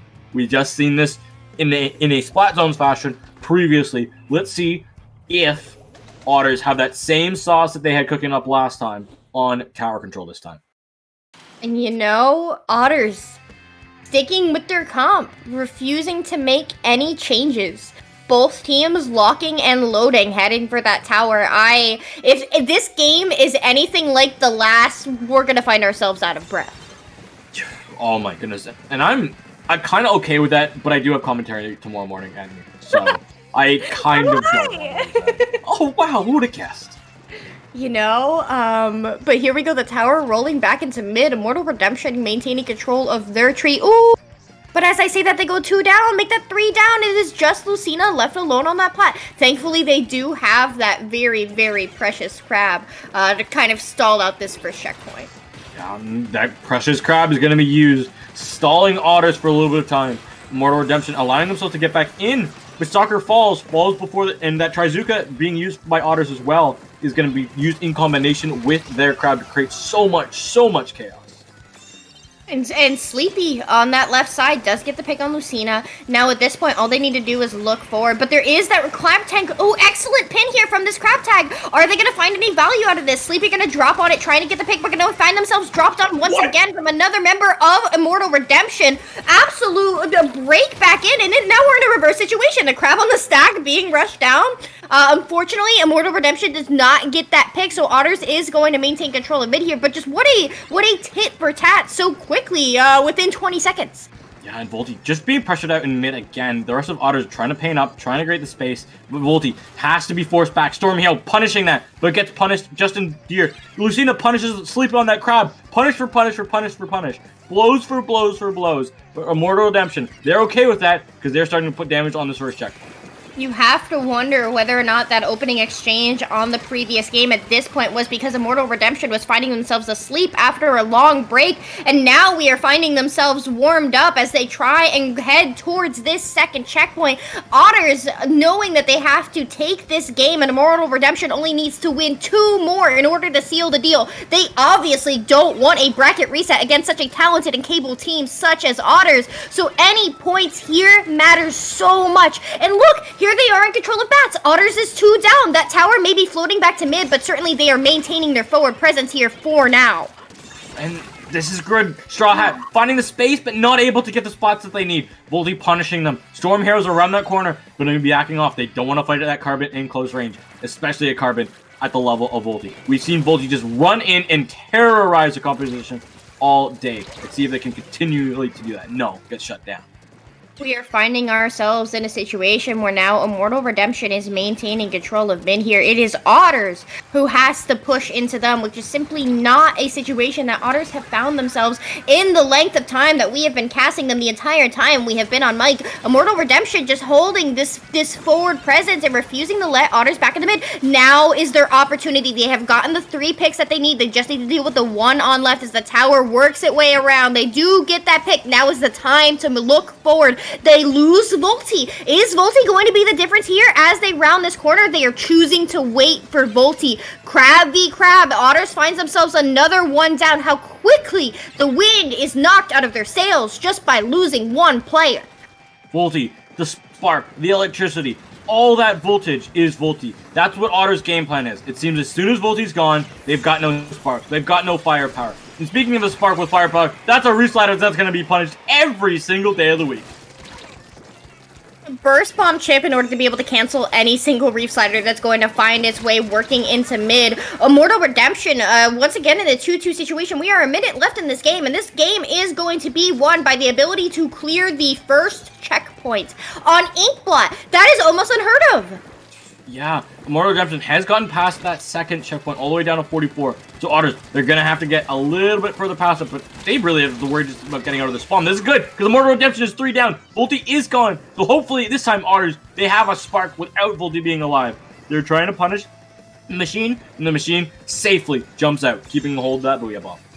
Booyah Bomb is absolutely pivotal. They are going to choose to hold that 40-second checkpoint. Storm? Excellent decision making, given that that checkpoint is the difference here. There comes the Booyah Bomb. They force the members off the tower, but there's no remaining members up of Immortal Redemption in order to follow it up. A crab on the tower. It is 3v2 for this very precious checkpoint in the final seconds of this game. There's a crab behind tower. There's a crab behind that tower. There are jumps behind tower. Barely pull lead. Incredible play from Otters here. Barely squeaking by those checkpoints, just finding themselves pinned between crabs and refusing to give it up, holding on to jump after jump in order to be able to hold that tower.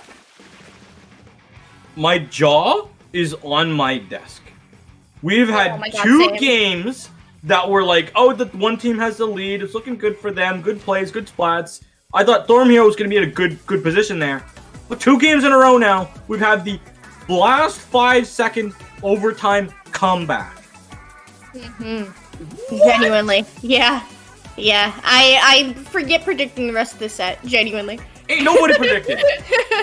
Nobody predicted this set. The predictions are 0-0. Nobody predicted. Yeah, this is anyone's set. Genuinely. I'm not even gonna postulate as to who is going to win Splatzone's Brinewater. Would we see Otters win against Splatzone's Brinewater against the Light? But this is not even comparable. This is not an X-Blow comp. They're not playing against an X-Blow comp. They can't just smack your carbon on the X-Blow. This is Immortal Redemption, who's been playing fast and furious all day. I am so intrigued to see what happens here. This set is like one for the books. I mean, apparently I need to work more Squid Junctions, Genie. That's what I'm taking out of this set. All right, when's our next Squid Junction? Let's look at the calendar. Let's pull out the Dapple calendar. This month on Dapple Productions, we have a stacked month for you. Wait, this is not the end of the term. But anyway, I'll still highlight it. The next Squid Junction is the 18th of February. Same time, same place, same channel. Running a local that day. Gosh darn. Skill issue. Yeah, how dare I try and support my local Splatoon community? Can we get Squid Junction, BRB? No. If you are in the North Florida area, I guess you have a free pass of not watching Squid Junction. Yeah, pull up. It's okay. We have pretzels. Yeah. You know, Splatstone's Brinewater. We've seen what Triple Crab can do there. You pop a crab in mid, you pop a crab in elbow, and then you pop the other crab, and one of the crabs goes down. That's what I'm expecting out of the side of Otters. I'm sure Otters at this point, or Immortal Redemption at this point, knows what they're going up against. And they're finding such value out of the Stamper in terms of just running at the crabs. You know, Storm here doing a fantastic job and physically canceling the crabs or simply pulling their fire, which is so slow to move away from objective. At that point, they have to choose to either commit and risk dying or not shoot at what they wanted to shoot at. Yeah, and I'm very interested to see what Volti's, like, where they can position on this map. Because of the openness of it, it feels like they could easily get shut down with some good team coordination of burst bombs. But then again, it's Volti. They'll always be able to find a way in.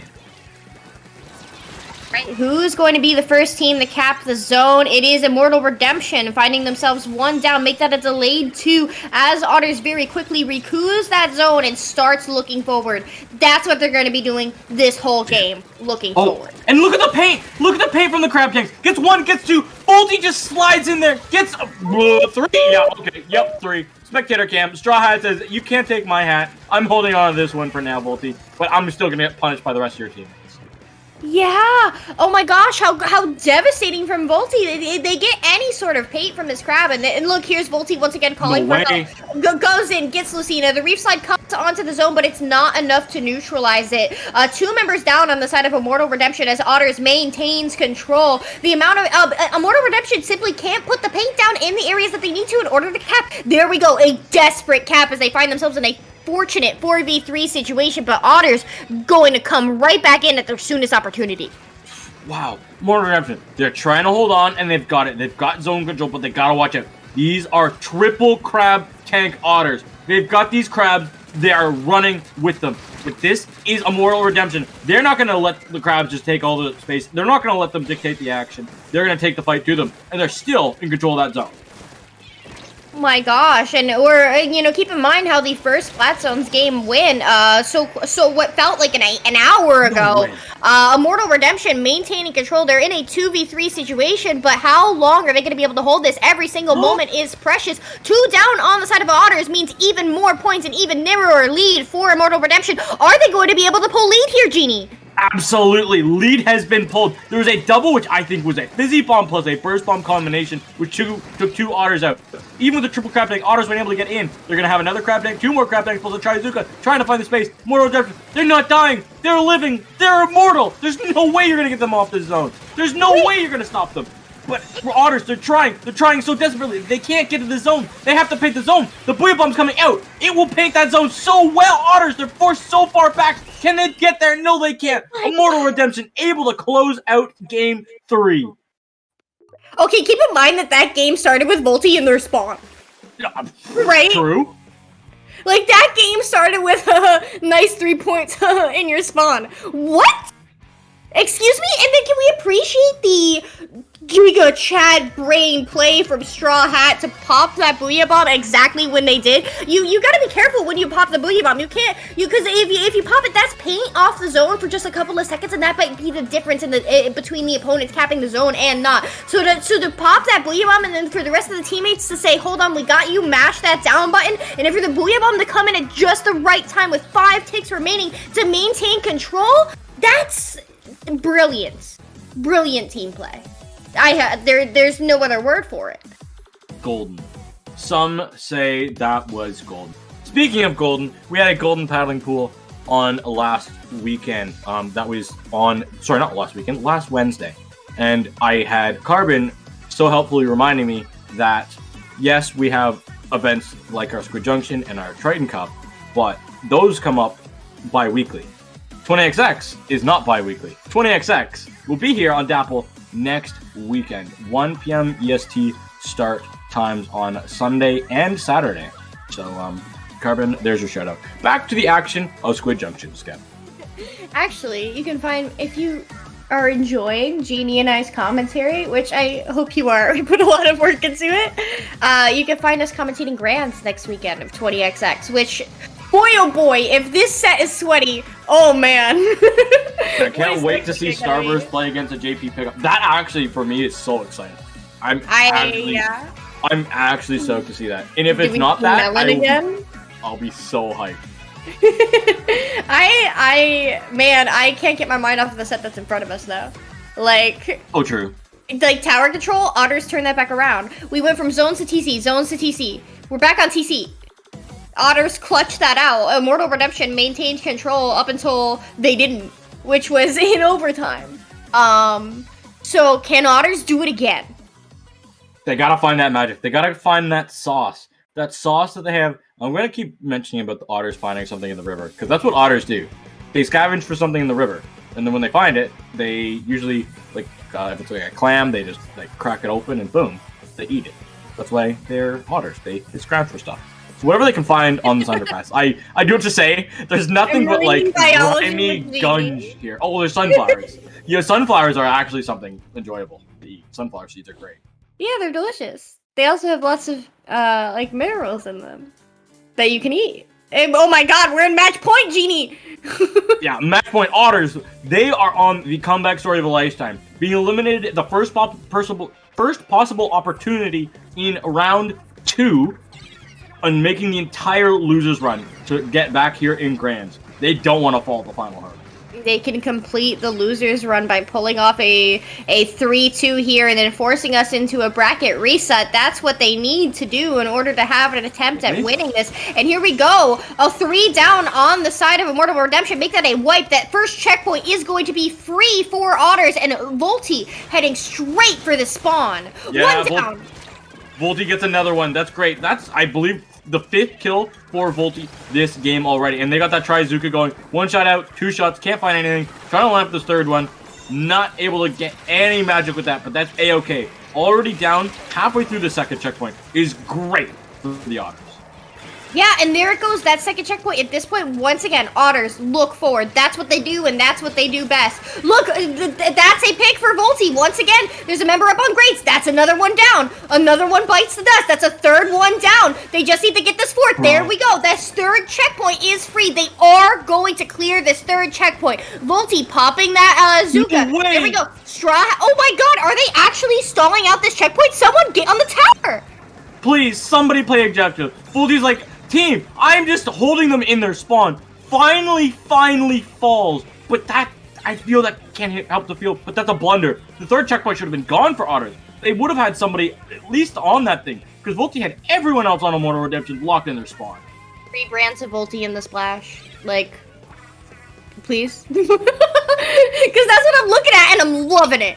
Genuinely. Wait, hold up. Genie, I think we were too lost in the sauce, because we didn't realize that Otters switched the splash out for the machine. Yeah, we were a little bit lost in the Volti sauce. I Yeah. kind of noticed it, but I was caught, you know, sleeping on Sleepy there with the machine. Yeah, Machine is just such a good pick here for Undertow in particular, given how Galaxy hitbox it is, and then you have the fizzies to clear these narrow alleys in between the zones. It's a lot of sweet, sweet hot chip. And then also Booyah Bomb. You can't dodge it in such narrow and claustrophobic areas. Once again, another wipeout for Otters. Immortal Redemption finding their way, just getting control of mid. They're trying to find their way, but they gotta watch out because Volti gets that makes sense. Volti, you can't just walk into the Trizuka of a Volti. That is asking to be sent back to spawn. That is asking to see that espresso kettle again. Man, I'm so shook. 2 down, make that two down on each side as the tower is carefully and slowly and languidly winding its way back to mid, only to be tapped by a lone crab. Sleepy jumping in to maintain control of that tower. The Zuka coming out. The Zuka finds one. We are at the situation where hopefully this time they learn their lesson and they're gonna have the splash just sit on top of tower. Because look at the machine. The machine is pushing up at the spawn. The machine gets a pick. We are heading towards. They have extended their lead here. The Booyah Bomb comes out. It's going to find itself being chucked at the crab. There we go. They are 8 points away and no checkpoints between them and victory, but only one left standing on the side of Otters. That is the end of their push. That is the end of the push, and they are going to be punished. I wonder if there's going to be jumping. Volti's just going to walk in there. Well, how many can Volti get? Volti gets 1. Volti gets 2. How many more can Volti find? Volti gets 3. What? Excuse me. There's just 1 Volti in mid. How are you letting Volti get away with 4? Oh, 4 solo wipeout for Volti. What is Volti cooking? There's no way you were not on performance-enhancing drugs. like, there is no way. Someone needs to get the Olympic Committee in here because this squid is cooking. And at this point, are they farming kills? Like, what is happening? Like I don't understand. Bro, the IOC would let Martians play in the Olympics before they'd let Volti play at this rate. No, here we go. There's the KO. We are fighting ourselves in a grand finals game 5 with Volti bringing the tower to a KO after fragging that hard. Bro? Okay, I'm down to call Otters exhausted. Volti and the splashes plus the machine. Rebrand. Volti and the splashes plus the machine that one time. I kind of like Otters. It's easier to say. I don't know. I'm exhausted. Okay. Rewind. Genie. YouTube rewind. Listen, hear me out. Immortal Redemption has won both zones games. Okay. Otters has won both tower control games. Yeah. We are heading to what is, like, at this point, like, if Immortal Redemption loses this, like, the bracket reset's gonna be sweaty for them. Otters, this is their last hoorah. We are on neutral territory. Rainmaker has not been fought this set. Neither team knows what to expect from the other here. This is it. This is the battlefield. This is that ain't Falco. This is the Wombo combo. The Wombo combo of our set here. Oh no! Please tell me you know that melee clip, right? No. Oh no! You think I just sat there in silence? I've heard the phrase Wombo combo, but I haven't seen the melee clip. Falco, like, what? Oh yeah, no, not you, Falco. The Wombo. Anyway. We're gonna have to we're gonna have to watch some like classic melee 420XX. Educate me. Yeah. Alright, but Sleepy, showing that machine was not just an undertow pick, or like they're sticking with that for Rainmaker. Yo, this pop is under contention. I would be Immortal Redemption. I'd be Oh, there's Volty! Bro, just runs forward. There's no way you can get away with that. There's no way they can get away with that. Run forward and pay. Get picks. Absolutely, just like what goes on in their brain? Like there we go. There he is. How do you play like that? How do you play like that? Like Medify. Someone sign him, bro. Someone sign him. What? I swear it's the Volticam now. Neb, the Volticam, please. I think objective is just a side story at this moment. I of course want to talk about the other members of Otters, but just holy moly, they're about to KO this genie. Look, they have the forward. Volty's just gonna go in and get picks. The Rainmaker goes down, but this is not over because Volty has Zuka. There comes out the Zuka, but the reside that's gonna come in, and that's very, very clutch for Immortal Redemption. I thought we were heading into the bracket reset right there. Bro, I was like, Volty said, we win. I don't care. We lost first. We are winning this tournament. I don't care how long it takes. I don't care how many resets I have to. I don't care who's my opponent. I will take them all down. Paint the map, and that will be it. Okay. So, this shark is incredible. Can we just appreciate that? Okay.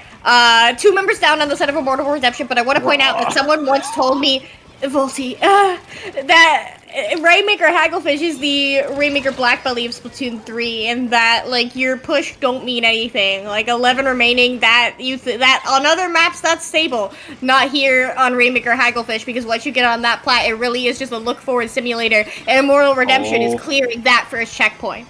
Yeah, and they've got a crab down at the ready. Can Volty shut it down? Volty get taken out before the crab can be stopped. Storm Hero's got that crab. Lucina doesn't hit the jump. That's the slacker. They're gonna have that restarter going, and this push all the way to the 4. No way!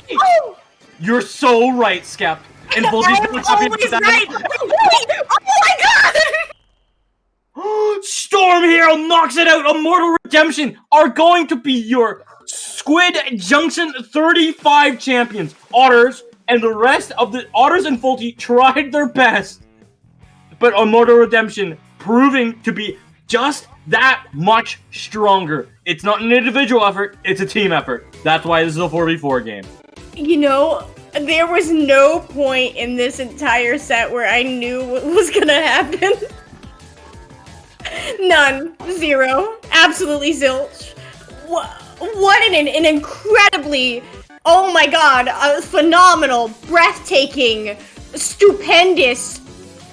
There are not enough adjectives in the English language that I can throw at this set. Just shocking, devastating, heartbreaking, sobering. Like what wasn't this set, Genie? Please tell me, enlighten me. I'm desperate. Okay, I've got some ideas. Havoc has informed us on 2 things. First, Havoc said on the Undertow Tower Control game, Volty went 28 splats and assists to 3 deaths. 28 in a grand finals of a North American bi-weekly. Bro? Grands. What? Are you kidding me? Did you lose? They won that game, but they lost. What? Someone sponsor Volty. I'm very, very serious. Like, okay, we're like, I'm gonna get grand in terms of the scene here. We're talking about competing with Japan. Sign Volty. That's the future. Someone please sign that kid. Like, what was that? That was insane. I've never seen just like, I'm running forward now. Like, that's all I'm doing. Like, I'm going in. I'm getting a pick. Like, that level of energy, there was constantly, like, there was not a moment where Volty, like, oh, flubbed. Oh, L. Oh, GG. There just wasn't a moment like that. There genuinely wasn't. Okay, Immortal Redemption won the set, but Volty won my heart. Like, bro, I don't even see people in Salmon Run tear things up that much. The way Volty was tearing up like the entire competition was just like watching Kyo walk through C-. Okay, Immortal Redemption's clutch of Splatzone's Mako is the reason they won the game. Let's not forget that. Okay, like, I know we got lost in the Volty sauce, but, like, Immortal Redemption clutched the heck out of Splatzone's Mako. Don't forget that game was about to be KO'd, and then Immortal Redemption situated a lock and a hold in overtime. Let's not forget that, okay? And then, oh my god, Storm's KO of the Rainmaker in the final seconds of that game, like, okay, like, they got to 3, like, that's great, like, that pushes fizzle out. No, it didn't fizzle out, because then they got popped. They got a triple with the pop. There was one player left standing, and then it was GG. And then just... Oh, man. Gosh. Nebula What a set. was just saving all the clips, and I got to see, like, the scoreline for Volti. Yeah, there was a 23-8, and then the game not as hot. We got 21 kills in another game, 22 kills in another. I'm just floored. How do you play like that? Like, okay... Get them on how do you keep your mentality of like we're losing?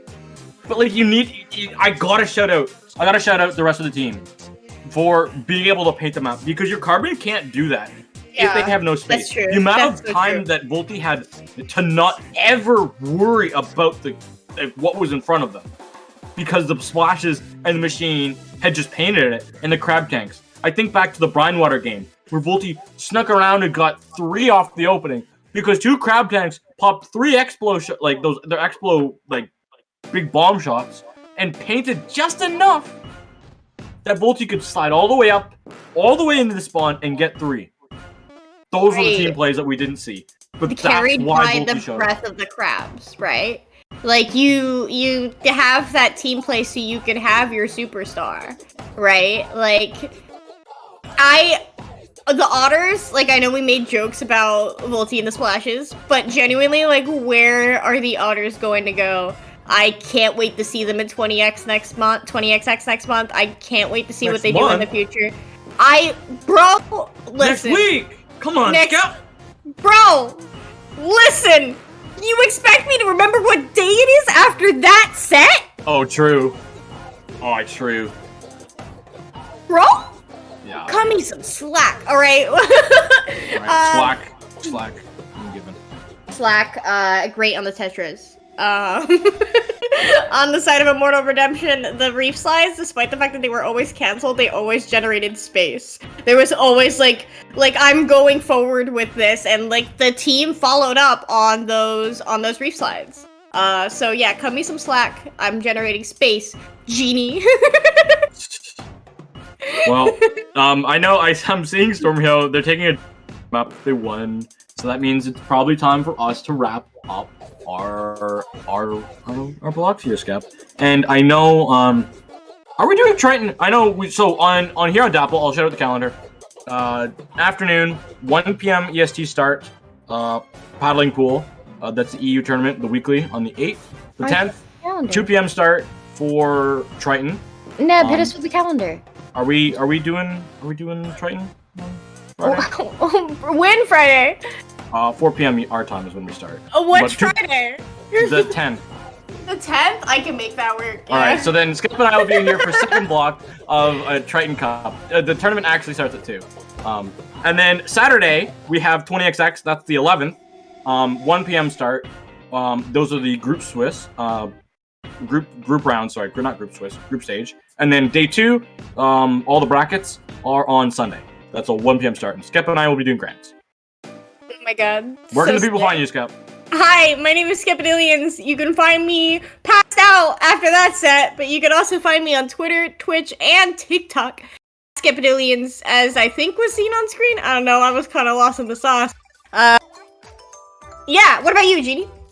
They can find me at all the events I just said, and at Genie7, that is GEENIE7 _ on Twitter, no _ on all other socials. I have a Ludi set tomorrow at 3, so if you want to watch a Ludi playoff set in Division 4, come watch me. Also watch Falco's channel. You could also find both of us on Ludi tomorrow at 12 p.m. EST on the Ludi Tonight Twitch. Thank you, Falco, you're so base. Thank you, Nebula, you're absolutely so slay. Thank you, Havoc, for running Squid Junction. Wow, what a team effort. Let's go! Stay fresh!